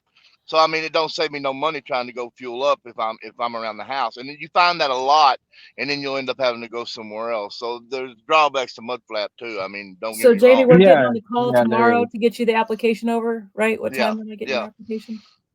Just call. I'll be up in the morning. I got my next delivery here at 7:30 a.m. So I'll be up around 6:30. You can call me anytime tomorrow. Okay. I got 2 stops here within like 20 miles, and then I'll run down to Medicine Lodge, and we'll go from there. I definitely need to do it. I've been kind of procrastinating. We talked about it, but you know, it's just right now it's hard. Our business is so iffy right now because I started over here with him in the middle of all this. Yeah, so it's just crazy out here right now, man. We're gonna get your application ran through. We're gonna see what we can do for you. I'm out of Northeast Texas, though. I'm out of 75143. Is there any places around there that you're seeing? Kemp, Texas. 75413. Kemp, Texas. KEMP. There's a Sefco that it's the only truck stop in the town I live in, and it's a Sefco. It's the only one around there for a good ways. You should be able to fill up there every day before you leave and get a great discount. Yeah, well, the fuel is also pretty good there. It's like $3.60 a gallon front price. So, well, I can tell you this right now: the rates that they're offering right now, it doesn't matter what you're saving on fuel. It doesn't matter what you're paying on fuel because everything is above cost. Here goes Chris. No, I'm serious. I didn't understand that one. Serious. Chris, we already know, bro. Raining on the parade. All right. I just had to put it out there. That guy. I had to put it out there. You know, I'm the one that puts it out there. Well, Take you know, look, I'll tell you this. I'll tell you this. I didn't get Look, that one. and you know, you do what you want with this, but I'll tell you this. With this other fuel card I had, this pilot card, I had them for years, right? And look, when rates got bad, I shut my company down before, and I kept that account open. And when rates went back up during COVID, I was using that card. They kept my account open. I was using that card. So, you know, that doesn't mean you I mean, card in your pocket. I'm not trying to argue with the fuel card discount or anything. I'm not trying to argue with that. No, but rates gonna get better, bro. And you don't want to, you know, it's like investing. You know what I mean? Like you don't want to wait until rates get better and then say, oh, you know what? I forgot to get a good fuel card. Like get it now. But yeah, rates are gonna get better in the first quarter. Next year, rates are gonna go up the first quarter. Trust me, it is. I mean, look, I don't have a crystal ball, but I can tell you rates are going up. The first and the second. The rates have already, I'm already seeing the rates go up now. The rates are not terrible like they was right now as far as reefer unit. As far as Chris, reefer. You putting your truck back on the road next month, bro. Don't get comfortable. Rates are gonna go back up. Man. I highly doubt that. I highly doubt. Well, we can put a bet on it if Your you wife want. is tired of you I'm sitting at telling home. you right now, rates are going up. You can take that information.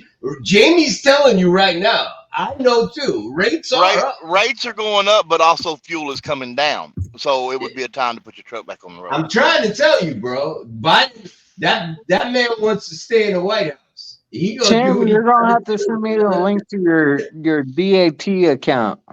Or Jamie. One or two. Yeah, mine hasn't changed. I still got it. I'd already sent it to you, didn't I, Chris? Yeah, but the password was wrong. That's it's right. a 15 password. You just reminded me. I got to reopen that, man. Yeah, I mean, I'm doing 9 to 10,000 a week, so I'm not doing I got bad. some questions here. I got to figure out how to get them off of Twitter.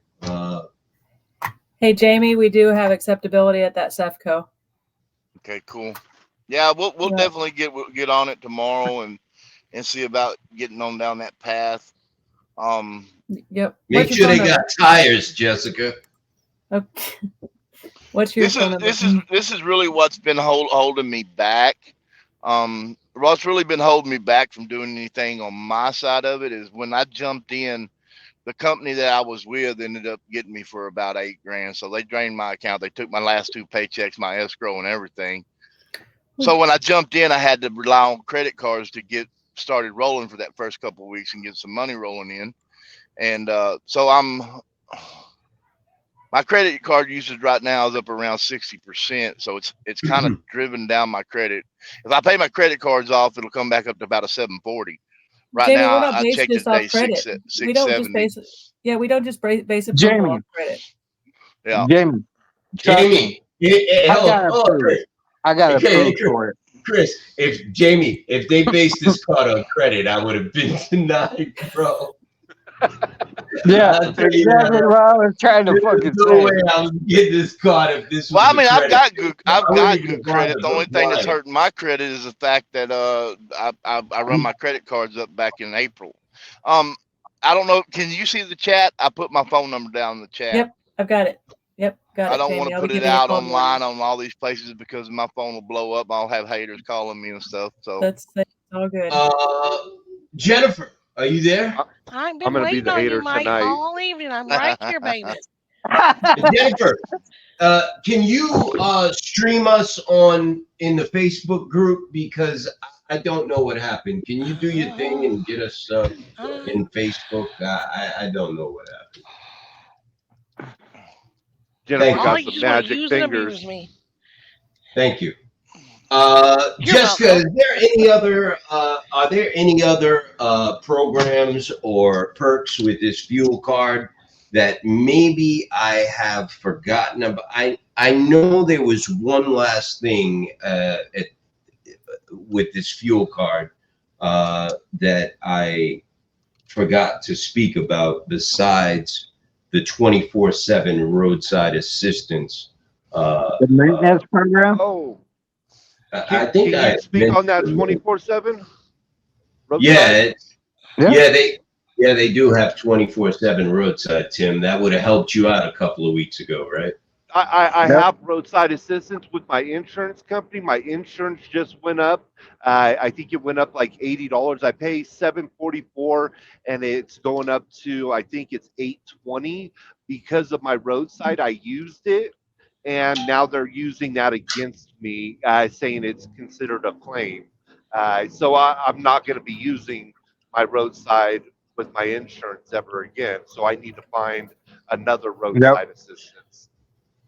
So Wow, our- now we're streaming in the Facebook group. Sorry, 2 hours too late, but I have a conversation Better with late these than never. people. This is So incredible. Tim, our Thank you, company Jeff. doesn't personally have the 24/7 roadside assistance, but we partner with a company that has the 24/7 roadside assistance. We have a relationship with TA Petro Group. They have the road squad that we're partnered with.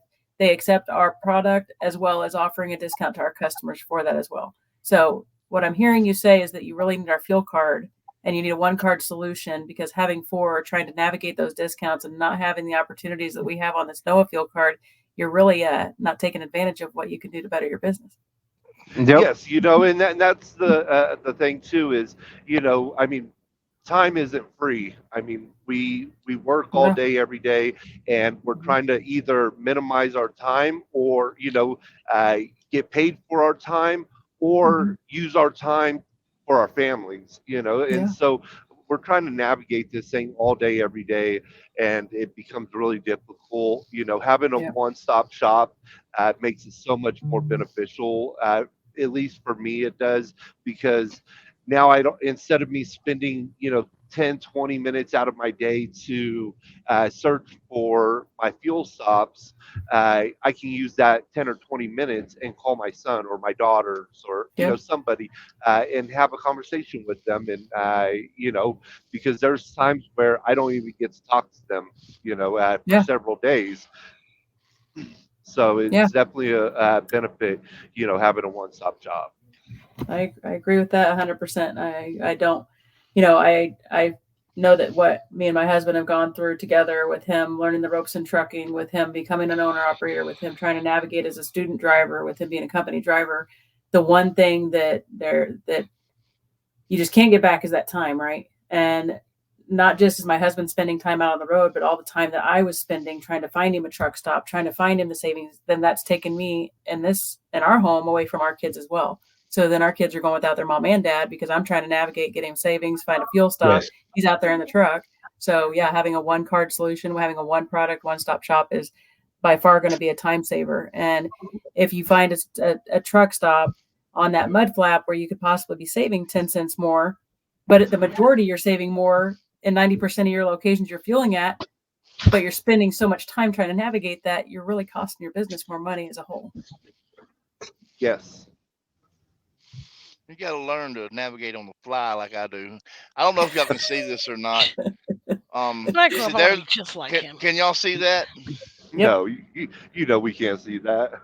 I can see that. That's a map. That's showing fuel stops. That's what that's showing. Yeah. Oh, Fuel man. stops, Walmarts, small. way stations. Walmart. Yeah. Make sure you get the important stuff. I can while I'm Where driving is down that? the road, I can see 75 miles east and west and 40 miles north and south around me. What is that? Smart Truck Route 2, the app I've been using for about 5 years, my routing app. It does IFTA and everything. So when you say it does IFTA, it tracks your fuel spend and it provides you reporting for that? It provides your exact mileage for each state and sends you a report every week. Nice. So all you got to do is put in your off your fuel provider or however you're doing your fuel, the number in and take care of it. If you got How much IFTA are you and paying for that, parking Jamie? spaces and fuel discounts, $56 a year. I paid And I- $25 per truck office.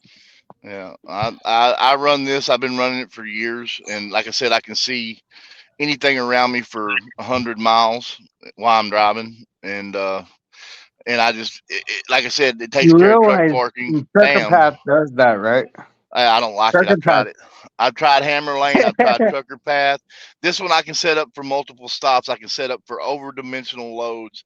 I can set it any way I want to. It's completely user friendly. It'll give you the grades. It'll give you the grades on the hills you're coming to, the mountains. It's amazing.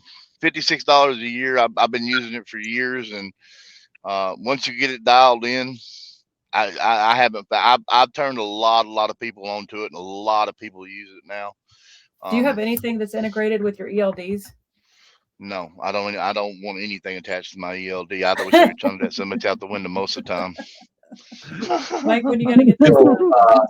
I put all of the links for the fuel card and the tire discount in the in this stream that Jennifer just put in the group. So if anybody, Tim, if you want to look in the group now, because Jennifer got us live on Facebook right now, the link for the tire discount is there, and right underneath it, the link for the fuel card is there as well. So I would suggest anyone who's interested in the tire discount and the NOAA fuel card, click those links and go ahead and apply.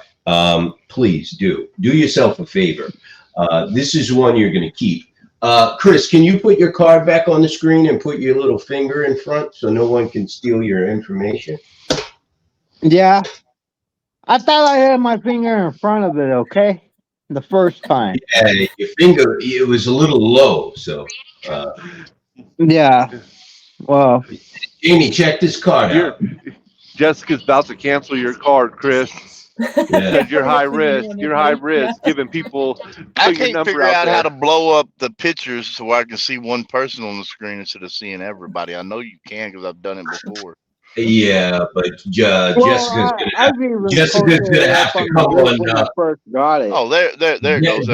Jessica's gonna have to come on Jennifer's show because I'm not that technical, bro. No, I got it. I figured it out. I knew I could do it. I just couldn't remember how. Let me say it again, Chris. I don't know how to do that thing. All you do is like your regular on your phone. You zoom. You put two fingers and zoom out. Oh, you can zoom it on your phone. I can't. Okay, yeah, I see it. Cool. That's a nice card. That's a nice card. Yeah, it is. The colors. It's a very nice card. I think so too. You know, personally, with my husband, besides my husband's first priority is being able to fuel anywhere he stops. Our card does that every time. Secondary, a perk is by saving himself money on fuel. Our card does that at more truck stops than I would like to say more than any other app out there. We have more savings at more locations as well as our acceptability network. We also have reporting that is extremely easy to use. If I can use our reporting to file IFTA, to file our taxes quarterly, to manage all of our reporting, settlement reports, extremely easy to use. We are very dependable. We have a 24/7 support team that will answer your call anytime you call in under a minute. You have a live person every time. We pride ourselves in intimacy with our drivers, our owner operators, and we want to make sure that you guys are taken care of because we know that your time is very important. We don't want to put you on hold. We don't want to have you waiting. And I can verify that because I've done it. That would be a huge thing because a lot of times when I pull into a truck stop, if it's out of network and I can't use it and it irks me to pay for a shower, where a lot of times if I got to get 65 gallons of fuel to get a free shower, it's worth it to save the $15 or $17, $18. It's just like another fuel discount. So get enough fuel to get you on down the road. I've seen the showers go to fucking 25 now. Huh? I've seen the showers go to $25. Oh yeah, it depends on where you're at. I just exactly. Drives me up the wall as much money as I spend in these places, man. It really irks me to have to pay for a shower somewhere. Yep. Yeah, so like I said, I truly believe in our fuel card. I'm speaking on behalf of being an owner-operator company as well as on our business. I wouldn't be putting my neck out here saying that our card is absolutely one of the best cards out there in the market, if not the best card. You guys need to sign up for it. If you're serious about saving, if you're serious about a fuel card that works, we are the card for you. So, Jessica, I am logging in here. This 24/7 roadside assistance feature is pretty easy to use. Mm-hmm. I can get help right now. I Yep. just logged in and it asked me if I want to put in my information to get help. It took 2 seconds. Yep. Right. I've never logged in here before, but Yeah. I just clicked a couple of tabs and I could get a roadside assistance like that. Yep. Tim, this thing is good, bro. It's good. For roadside assistance. Nice. Well, Tim, where are you? I am in New Mexico. I'm 26 miles to Arizona. Well, that sucks, bro. Yeah. How's the weather? Weather's actually good out here, especially since up there in Kansas, and I was up in Omaha. Omaha, it was 6 degrees the other night, so it was pretty cold.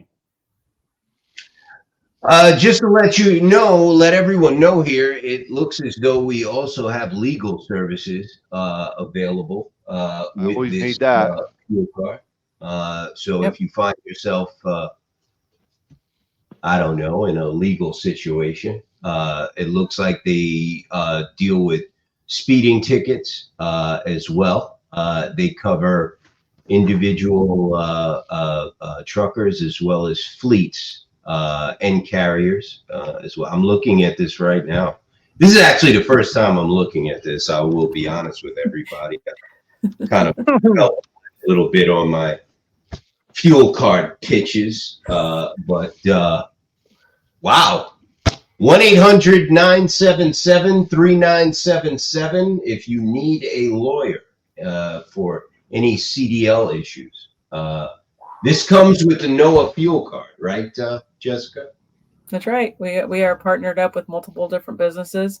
We only partner with businesses that have proven to be successful for our members, for our fuel card customers. If there's any type of savings, if there's any type of companies that you wish you could get in touch with, you wish you could get savings through, let us know. That's what my job is, to work hard to provide those type of relationships and get the savings passed on to our customers.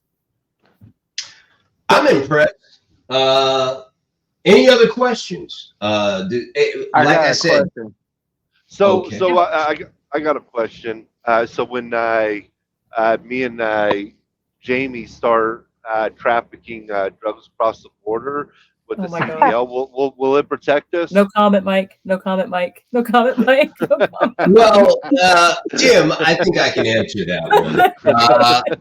That's not exactly a CDL issue. I think you need more of a criminal attorney for that one. So, As long as we keep our CDLs after, I'm good with it. Then let's do it, Jamie.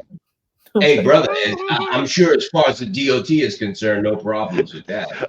Jamie's not even. He's like, nope. Jamie put his tinfoil hat on. He's like, nope. Yeah, Not talking about this. I've exhausted all them routes, and I don't have any strikes left. Negative. No comment, says Jamie. No comment. Chris, what was your question, bro? So, I was going to ask her if she knows about TVC. I do. Okay. So, okay, I already know Jamie thinks they suck.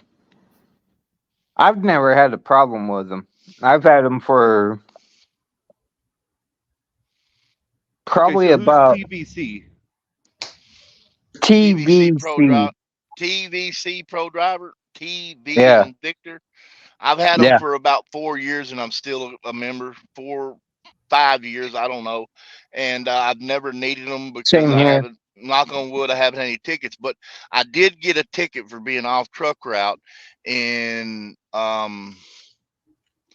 Demopolis, Alabama, and at that time I was at a company as a lease purchase, and when I left, they tried to mess me around because I'd already paid to have the ticket resolved. They tried to mess me around, and lawyers called me and told me, well, we're not going to handle it. And they basically told me I had to go to Demopolis, Alabama. So after we had done that, I called TVC Pro Driver and had them try to handle it, and they wouldn't handle it. So after that, I dropped them because I'd been paying for the service for 5 years. You see what I'm saying? And never used it. So after that, I dropped them. I was done with them. You didn't report it when it happened. No, You I gotta went through report inmate. it when it happened. Not inmate. I went through driver legal at the company I was leased to. It was $100 charge to go through driver legal, but when I left, it still hadn't been resolved. Now, TVC Pro Driver could have took care of this because the only thing I done when they listen to me. The only thing I done when they told me the company legal told me we can't get you out of it. We can get you out of it. We're going to have to go to court, and it's going to cost you money to go down there. You're going to have to go to Demopolis, Alabama, and be in court on this date. So I sat down and called the district clerk, talked to her.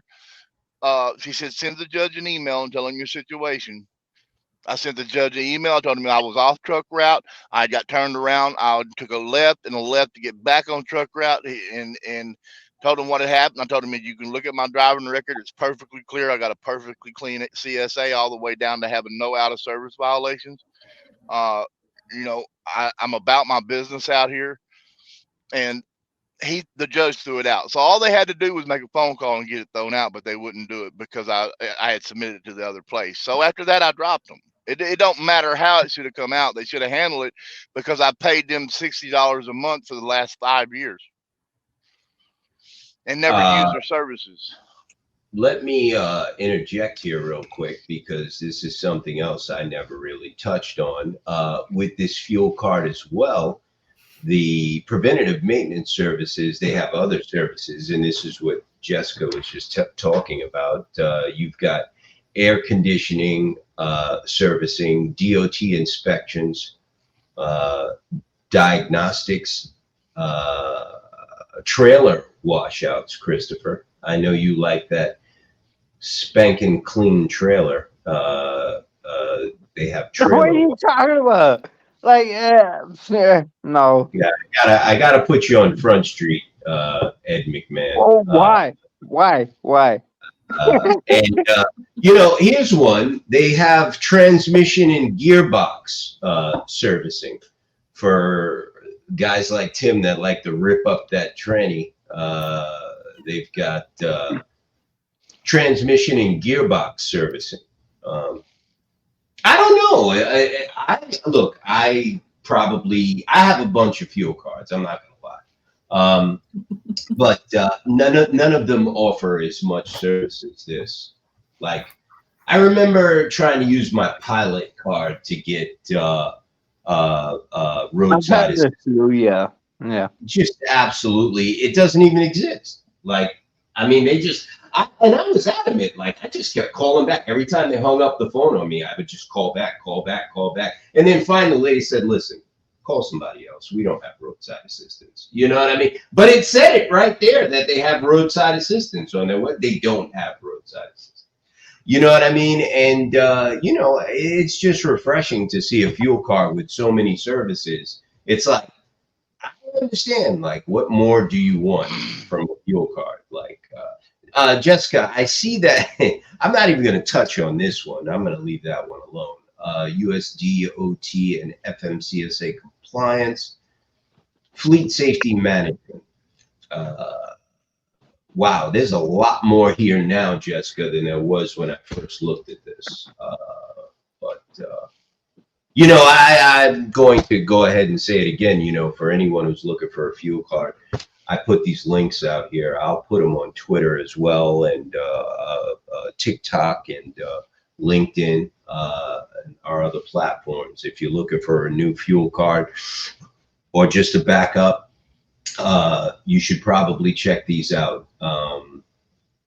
They are good tools to have in your wallet, just in case. We haven't heard from Jennifer in a while. I hope she didn't fall asleep. I'm right here, Mike. Cool. In Jessica. the chat, I I really put want my one. email. If you can send me over an application and all the information that you're going to need. Just get Jamie's too at the same time. Yep, I'll get right on that in the morning too. Yep. Jessica, I would like you to talk about your. You are. This is a. I guess you would call this. This is off topic, I guess. You are a member of a very prestigious trucking association. Is that correct? That is correct. Yeah. Is it okay if we talk about that here, or is that a no comment type of a thing? We can. This is an open forum. We can talk about the association. I'm assuming you're speaking of Women in Trucking. Hey, they were at the Texas Truck Show. I saw. Yeah, they had a Women in Trucking conference, Accelerate conference down in Dallas, Texas, a couple weeks ago that I attended. I'm also part of the association. I figured Jennifer would be impressed with that because. Well, can I ask you a tough question? Sure, fire away. She has nothing to do with it, Jamie. I know what you're gonna. That has nothing to do with her. She has nothing to do with it. She's just a member. The people who made that decision made it on their own. She has nothing to do with that. I know what you're going to ask her, and I actually already spoke to her about that. And I don't support that, and I don't understand why. Just to keep it high level. There you go. But she is a member, and I was very impressed with that. She supports many issues, and she is a member of Women in Trucking Association, and I was very happy to hear about that and impressed by that. Christopher, my co-host, are you there? Picking your nose or something, Chris? He's getting a new beer. Probably. Jamie, did you have any other questions? No, I think we're good, but I put my email down in the chat as well. So there you go. Did y'all see where this Michigan fraudster got 17 years and fined $40 million for his Ponzi scheme? I did see that. For deleting what is that? Deleting his No. This is a guy that defrauded investors out of the Indian guy down in Florida. I don't know, but his name is he's in Michigan. It's new. It just now was released today. His name is Ray. Damn, another one. Yeah, that's incredible. CSA Business Solutions LLC, headquartered in Imlay City, Michigan, told him that he had 4,704 trucks and 4,909 drivers. Got these investors to invest $40 million that he said he purchased 2,000 trucks with in Ponzi scheme. That's Franklin Ray out of Michigan. Yeah, I saw that. I did see it, but I did not read the entire story. I will definitely read it. That's crazy. He had two trucks, and convinced him he had 4,700 trucks, or 4,700 trucks. Hey guys, not to interrupt the wonderful conversation going on, but it is my time to check out. So I appreciate all of your time here on this show. I look forward to attending again. I'm always available for any questions that you guys have for me. We wore her out here. She was slap wore out. She was tired. Jessica, do you have I have the contact information and everything for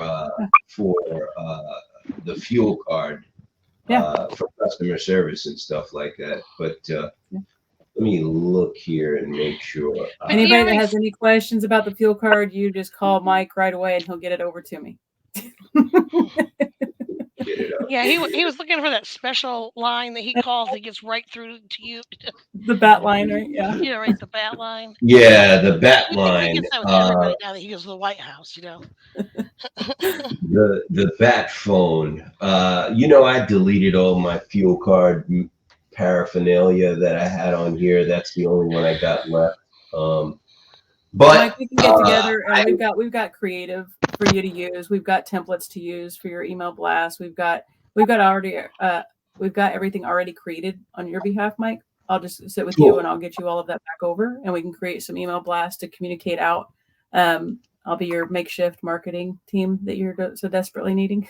Get this pretty important too, because we are going to be at the Florida Trucking Show. I believe that is in Tampa, February 23rd and 24th, or 24th and 25th. And we are going to be at Matt's for the first time, March 21st, 22nd, and 23rd. We are going to be announcing a lot of exciting stuff at those two trucking shows. And we are going to be hawking everyone to sign up for the NOAA fuel card at those shows. Yeah, and in tandem with that, we'll be attending Matt's as well. So we will definitely be visiting Mike's booth.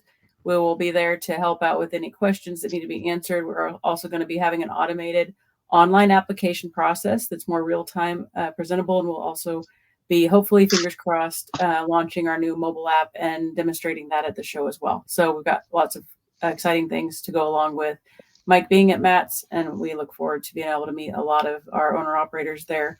Largest truck show of the year, and we always have great conversations and great relationships with the drivers that come to that event. I am looking forward to it. And Jessica, before you go, I'd like to let you know that we have gone into talks with 3M. 3M is negotiating with us to wrap all of our members' trucks with the NOAA logo, front to back, for discounted rates. And we will be adding the MS fuel card to that, which is handling the NOAA fuel card. So that will be traveling all over the country with our members on the side, on the both sides, rear, and if you want the truck actually wrapped as well, you can have that done as well. And multiple locations all over the United States. So we'll be debuting the first NOAA wrapped tractor and trailer. Most likely it will, I'm trying to get it done by the Florida Trucking Show, but if not, it will be done by Matt's. And the NOAA fuel card will be on there. And it will be we're hoping it will be a hit. And members get discounts to get their trucks wrapped with the NOAA logo as well. Exciting, very exciting. Well, let me ask you something, Mike. I got a question. Well, let me let Jessica go. Unless this might turn into fuel card. Yeah, this kind of it might. Let me put this out there. You know that Blake has found a way to send mass emails to every carrier in the United States. Yeah, maybe this is something that we could do a mass campaign that way, right? Absolutely. We are working on that as well. I have not heard from her in a while, so she might have been busy with the kids for the holidays, but we will be in touch, and we will work on that. Jessica, thank you for being here. I really do appreciate it. I hope you can come back again. We do the show usually every Monday, Wednesday, and Friday. We will be back here on Friday. If you can join us on Friday, we appreciate it. And Monday, I think it's a good idea. We have a double header on Monday, so we do Battling Bad Brokers and Unpaid Freight Invoices at 5:10. Nice. Right. You may want to get Jennifer's contact information because they do a show as well on Monday. So if this show is too late for you, you can do Jennifer and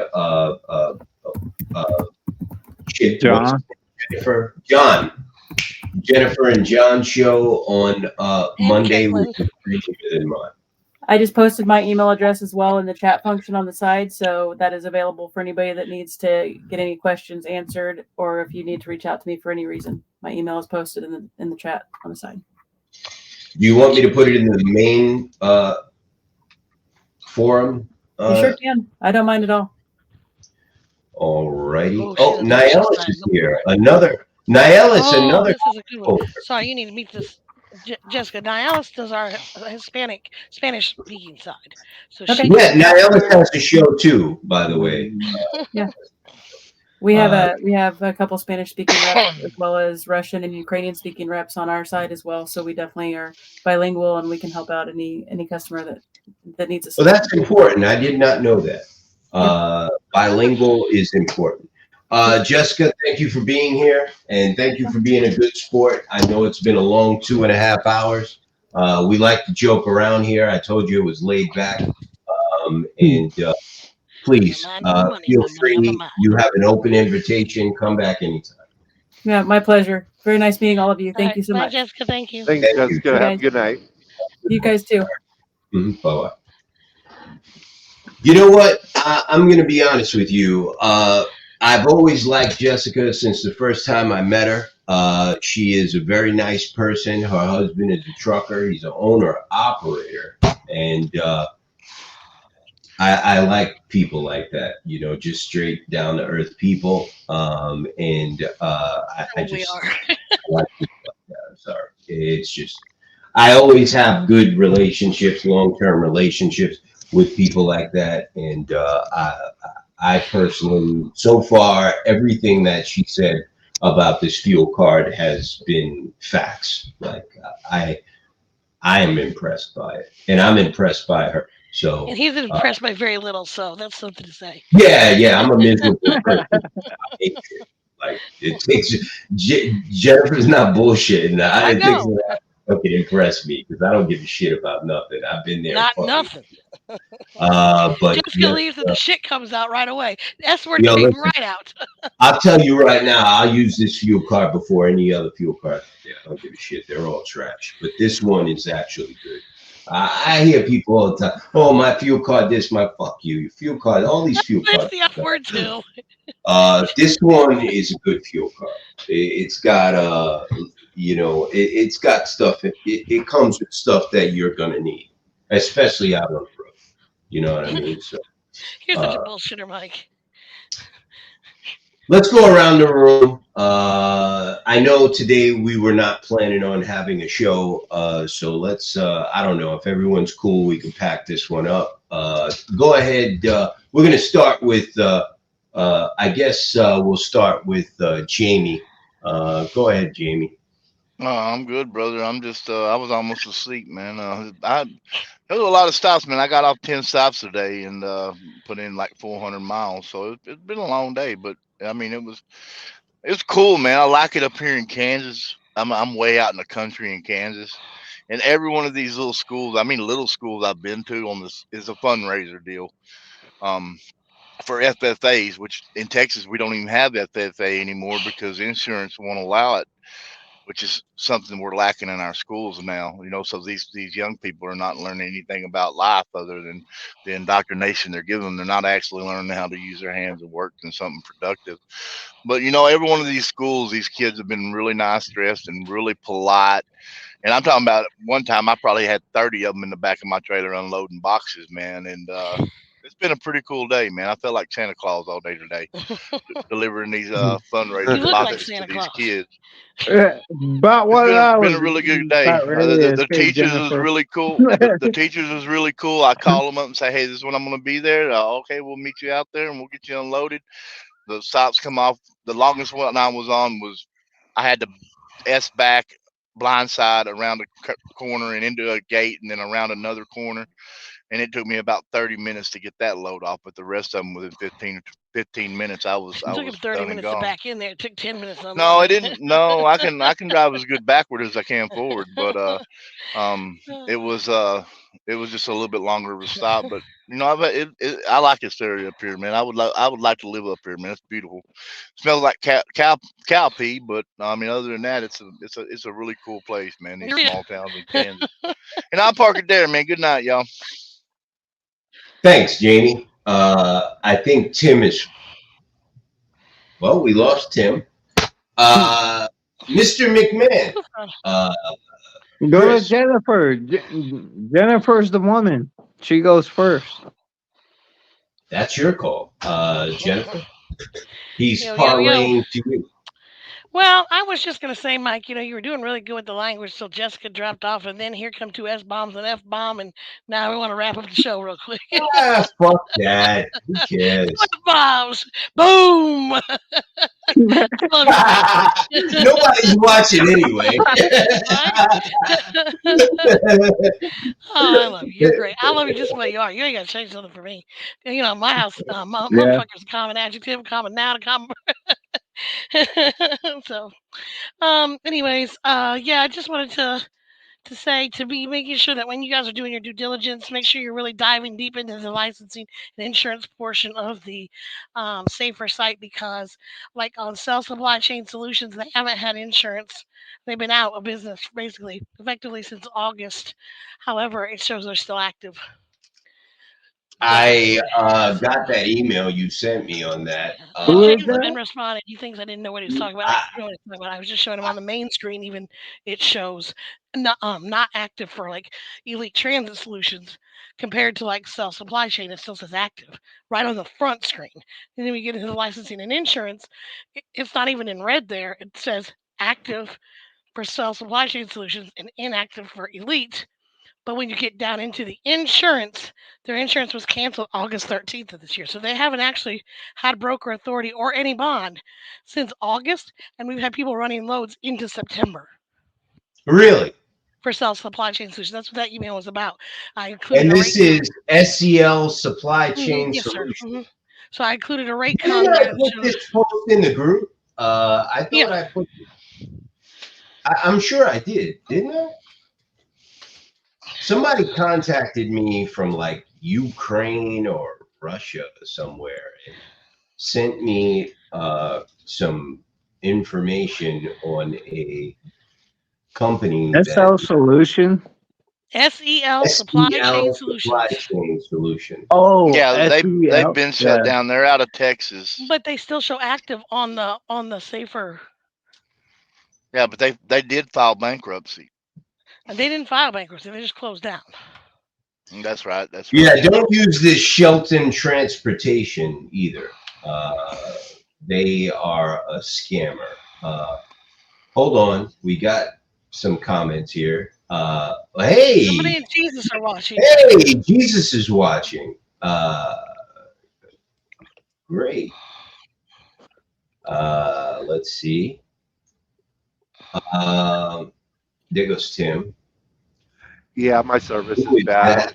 Going in and out. SEL Supply Chain Solutions. Yes, Niles. Thank you, Jennifer. And I told everybody about this other one that I got today.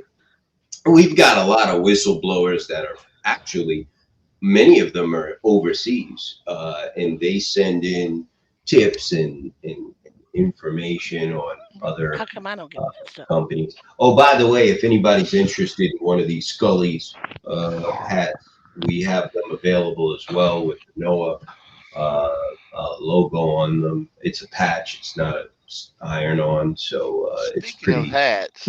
Well, no, never mind.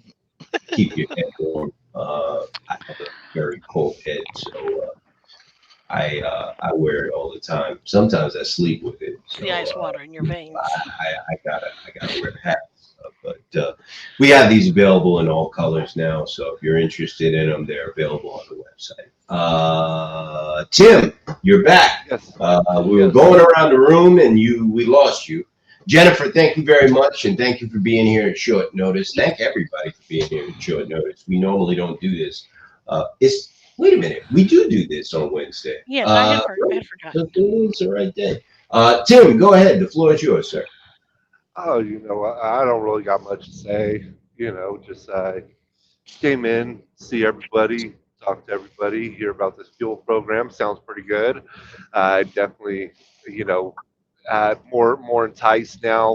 When I applied the first time, the guy, he called me and I didn't call me back when I asked him to, but now it's something that if I don't hear from Jessica tomorrow, then I'm definitely gonna call them, get set up, because it has a lot of perks. Sounds pretty good. I love to listen to Tim talk. Really? I'm sorry, Jennifer? I said I like to listen to Tim talk. I like to listen to Tim talk. Why do you like Yeah, Chris's music? You've got he's from California. you've got the So laid back, mellow surfers. he's from California. He makes everybody feel great about themselves. All he's I got to got do is sunshine. Okay. Yeah. If you say so. Yeah. Chris has met me in person, so he knows. Chris has met everybody in person. I know. He He's gets like around. the Noho. Yeah, I haven't met the law everybody. lizard of I Noah. haven't Or met what? everybody. I haven't met Mike yet. Me either. Mike's a mystery man. Pay no attention to the man behind the curtain. Haven't met John. Haven't met Shane. Those are the only two Caitlin. that I know of that I haven't met. Caitlin. Well, I will be So- at the Florida Trucking Show, and I will definitely be at Matt's. This is definite. I will definitely be at those two shows. Actually, I'm going to be at every truck show this year. So I'll be at Matt's. I'll be at Florida first, then in February. Then I'll be at Matt's in March. I will be in Texas in June, and I will be in California, most likely. I'm not going to guarantee California. I don't But know. That Texas show was miserable. But I'm definitely going to be at those three this year. This year was crazy. I could not guarantee that I could make all of these shows or any of them this year, but we had them, and you guys were there, and you all held it down excellently. Jamie, Tim, Chris, Jennifer, Caitlin, just so many people. Raphael, Mike, when he was thinking normally. So many people were there. No. Yeah, I just seen it. I just seen that. today he blocked me, man. I'm like, what the hell? Why did he block me? Who blocked you? ADD. Oh yeah, well, he went off. He went on to do his own thing, and we wish him well. But Hey, yeah, Mike, let me ask you Yes. something, brother. I heard we had a special visitor in the space yesterday over on Twitter. Here we go. This guy. Who was visiting us, Jamie? You know what? Put it out there. Jamie. Y'all know Was who it Jamie. was. there? I think Jamie. I think today was the first day my name stayed out of his mouth. Yeah, I'm like not to going keep down that path. I'm not going down I'd that like path. to I'm keep just it saying that. I wasn't aware. Jamie, was it It KR? wasn't just him. It was Yeah, a few of yeah. the group. I'd It was like a to keep few it of that the way. group. The PA group was there, huh? Yep. Yeah. Yesterday, what was it? Yesterday, Mike. What was his name? Sage. Yeah. Yeah, I heard Yeah. Sage. I've actually spoke to Sage before. I knew Sage Yeah, already. that guy. I like that guy right there. You know. Yeah. You know We've what? actually. Should When- get him when on here he- sometime. When we were in the group, I threw him a follow, and he accepted I. it. And today he unfollowed me. Really? I swear to God, today he unfollowed me. I was like, okay. I mean, I'm not big on Twitter. I don't know what all that's about, but hey, it's all good. It really doesn't matter. He could have hit But the wrong he is a button. Or nice guy. something. Say Hey. again? He might have hit the wrong button or something like that. I wouldn't hold it against him yet, but Well, Yeah. I like the way he Yeah. spoke, and the way that he explained things, and I mean, he's a broker, and it sounded more like anything else. These guys, he's got like a podcast or something like that, and he most likely came to the Twitter space that day looking for followers to follow his podcast. He, a lot of these guys do that. They show up once or twice just to get people to follow them, just so they can promote their podcasts and or whatever it is that they're doing. I get that all the time. I got a Well, question, Mike. I've been having problems, Mike, with my Twitter unfollowing people like Matt from MAGA Mission, different people that I know I'm following, and I'll look back up and be not following them. So it may be something like that. I'm just saying.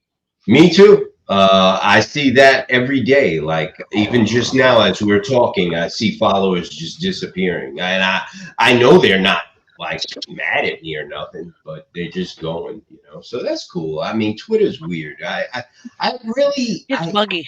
I can't love up to Twitter. It's something about it.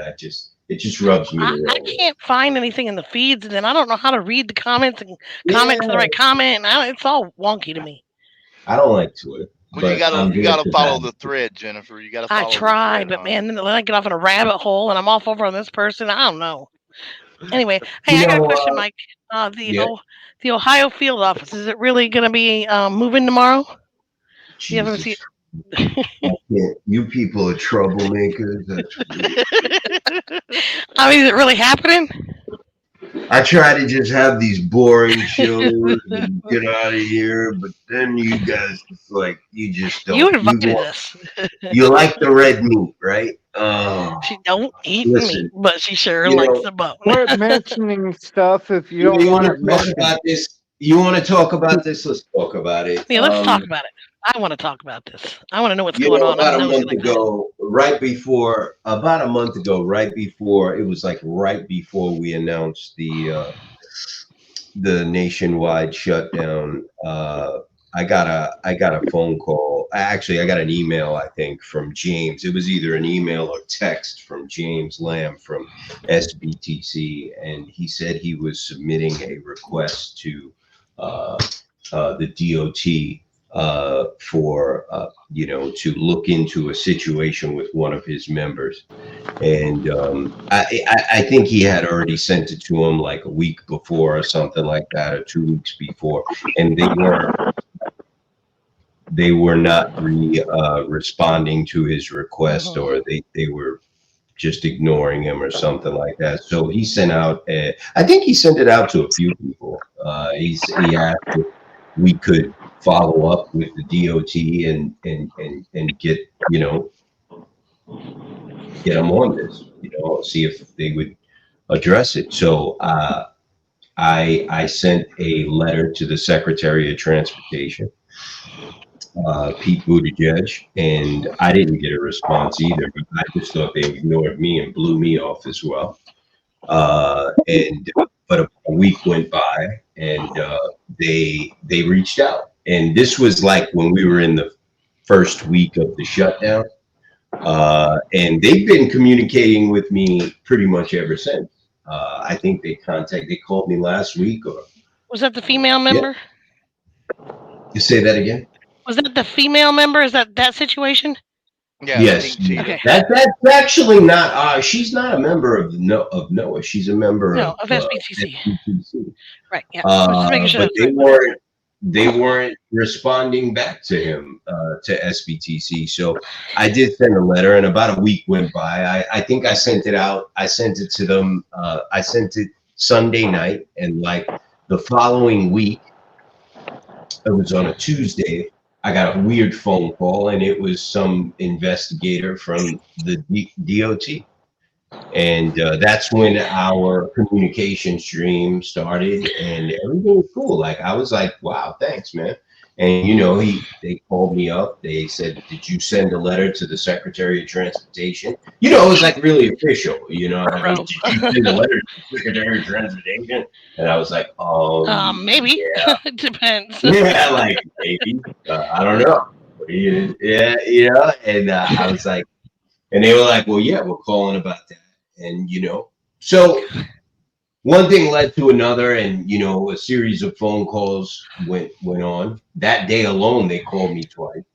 And we started talking about a lot of things, The problems. And they ended up involving, this is what I can't really get into the back end of workings at the DOT, but all I can tell you is they said we need to send this to our legal department, and that means basically sue Lawless, right? So I guess about a week went by, and I didn't hear anything, so I contacted them back, and they told me that, it's in legal's hands and they're looking into it. And the next thing you know, I got a text message from James that TQL was being investigated by the DOT. At first, it was an inquiry. From my understanding, they were just asking for the documents that we were asking them to ask them for. But then I heard that TQL told them no, they're like not going to give up the documents, and they wanted their legal department to get involved. This is just what I heard. Okay. Now, at this point, I am not part of these conversations with the DOT and the FMCSA about this. So you were just the bait. I'm sorry? You were just the bait. You just got them. You just got them hooked, and then I got them to address the issue. They responded to my inquiry on James Lamb's memo. Right. I can look for the letter and put it on the screen if you. It's fine. I said that I felt that this was a serious issue and they should look into it. And they responded. I just didn't know if they were really mobilizing tomorrow. I sent it directly to the secretary, and he had his people contact me, and that was cool. Look, let me tell you something. We haven't had many shows since we announced the shutdown, and I'm going to tell you something. And Jennifer, I'm glad you brought this up. The DOT and the FMCSA have been great. They have given us an open line of communication. They have expressed their commitment to get these issues addressed, and they are definitely doing their best to do that. And I appreciate the DOT and the FMCSA, and I appreciate the effort from them. I think that I think they're doing their best. And yes, I did hear that the TQL is going to get a visit from the DOT, actually from the FMCSA tomorrow regarding this issue. And from my understanding, it is because they refused today. They had until the close of business today to produce these documents, and they refused to in communications with the FMCSA. Now, this is my understanding of the situation that this is what I was told. I do not have firsthand knowledge of this, so I can't confirm whether this is what happened or not. This is just what I was told. And that is the case. And, we'll see what happens from there. But this is regarding 49 CFR 371.3 and mega brokers and just basically every broker in the country refusing to comply with a rule that they are supposed to comply with. And the DOT and the FMCSA are attempting to make them comply. So I don't know if it answers your question, Jennifer, but the information that I have on it. And then I had one other thing I wanted to say. So I had a situation with a broker where a load was double brokered or whatever, and that company went out of business. So there's obviously no way to get paid from that broker. So we reached out to the lead broker because we always offer them the courtesy of indemnifying their customer first. And it was a $2,800 load going from Ohio to Texas, 1,268 miles. And the lead broker offered $500 on it to settle it. And I told the guy, I said, you likely wouldn't drive that far in your car, for $500. Like, what are you talking about? And then he came back with, well, that's just a percentage of what we paid the original. Keep in mind, we already paid for this load once. And, they kind of went with the we paid who we hired thing. So I went back at him today saying, ultimately, this originated in your house because you hired the fraudulent carrier who was created specifically for getting this load from you to pass off to the fraudulent broker.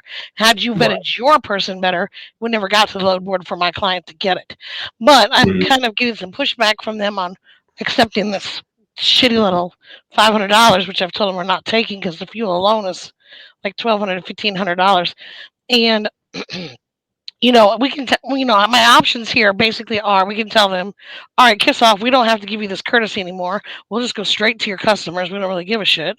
But, brokers don't really like that. We saw from past practice with C.H. Robinson. So, I just want to be careful treading there. Does anybody have any thoughts on how to force a better settlement out of these people? I know I'm in the collections arena, but sometimes picking the brain of other people, you get a. Yeah, so the best advice I can give is spray paint on the side of the trailer. I work for charity. My fucking money. And show up and at going to the actual broker. Yes, and show up their doorstep. Yeah. Okay, we'll go park on Uber's front steps. Uber, Transplace. Hello. Hi, we don't work for charity. Listen, let me tell you something, man. I might just want to mention that episode to him. You know what I mean? Listen, let me tell you something. That incident traveled it's going to live on forever. It will. That one incident right there traveled so far. You'd be surprised. Everybody. I wouldn't be surprised. Everybody who we needed to see that saw it. Man, anybody that's anybody last time I heard there was 11. Last time I heard there was 11 million views. Bless America. I can tell you right now, I have had meetings with people in high places and asked them if they saw it, and they saw it. Trust me, every one of them saw it. And if they didn't see it, somebody brought it to them to see. People in high places, just people not even in the industry have seen it. I've seen comments from people that's not even in the trucking industry. Period. That have seen that video, and they were bringing up questions. If there's one company in this country that is not going to be the same ever again, it's TQL. Noah. we have made our point. I can tell you that right now. When we started this boycott against TQL, JB Hunt, and CH Robinson on March 6th of this year, I made it very clear to everyone that we were going to be able to hurt these companies for doing what they're doing to owner-operators and small carriers in the supply chain. And many people fought us on it, and they still fight us to this day. But I had no doubt in my mind that we were going to accomplish what we've accomplished now. I had no doubt. As long as we had the support of our community, I had no doubt we were going to do what we did. And I'm proud. I hope everyone else is too. I am. This just goes to show you that you do not have to get bullied by a mega corporation. You do not have to be afraid. And Niles is talking to you, Mike. Say again? Niles is talking to you. She said share something with me about trying to go. I see that. I will put it on the screen. Yeah.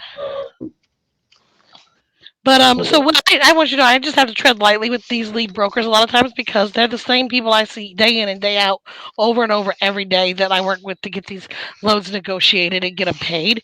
And so sometimes it's a fine line of, pissing them off that they don't want to work with us, or breaking bread and coming to a common ground, even if it's not just the absolute best dollar, just so that we can maintain a relationship that will get everybody paid. So who is the lead broker, Jennifer? It was Uber. Uber Transplace. It was Uber? Transplace, Uber, yeah. Yeah. Jennifer, did you see this? Go. Yeah. Okay. Yep. And who did she negotiate with? She doesn't have it here. She didn't put anything else. Who did you negotiate with? They're on a delay. I guess she'll put it up there. What were you saying, Jamie? Oh, I was asking her who was the lead broker, Okay. and she told me. Yeah.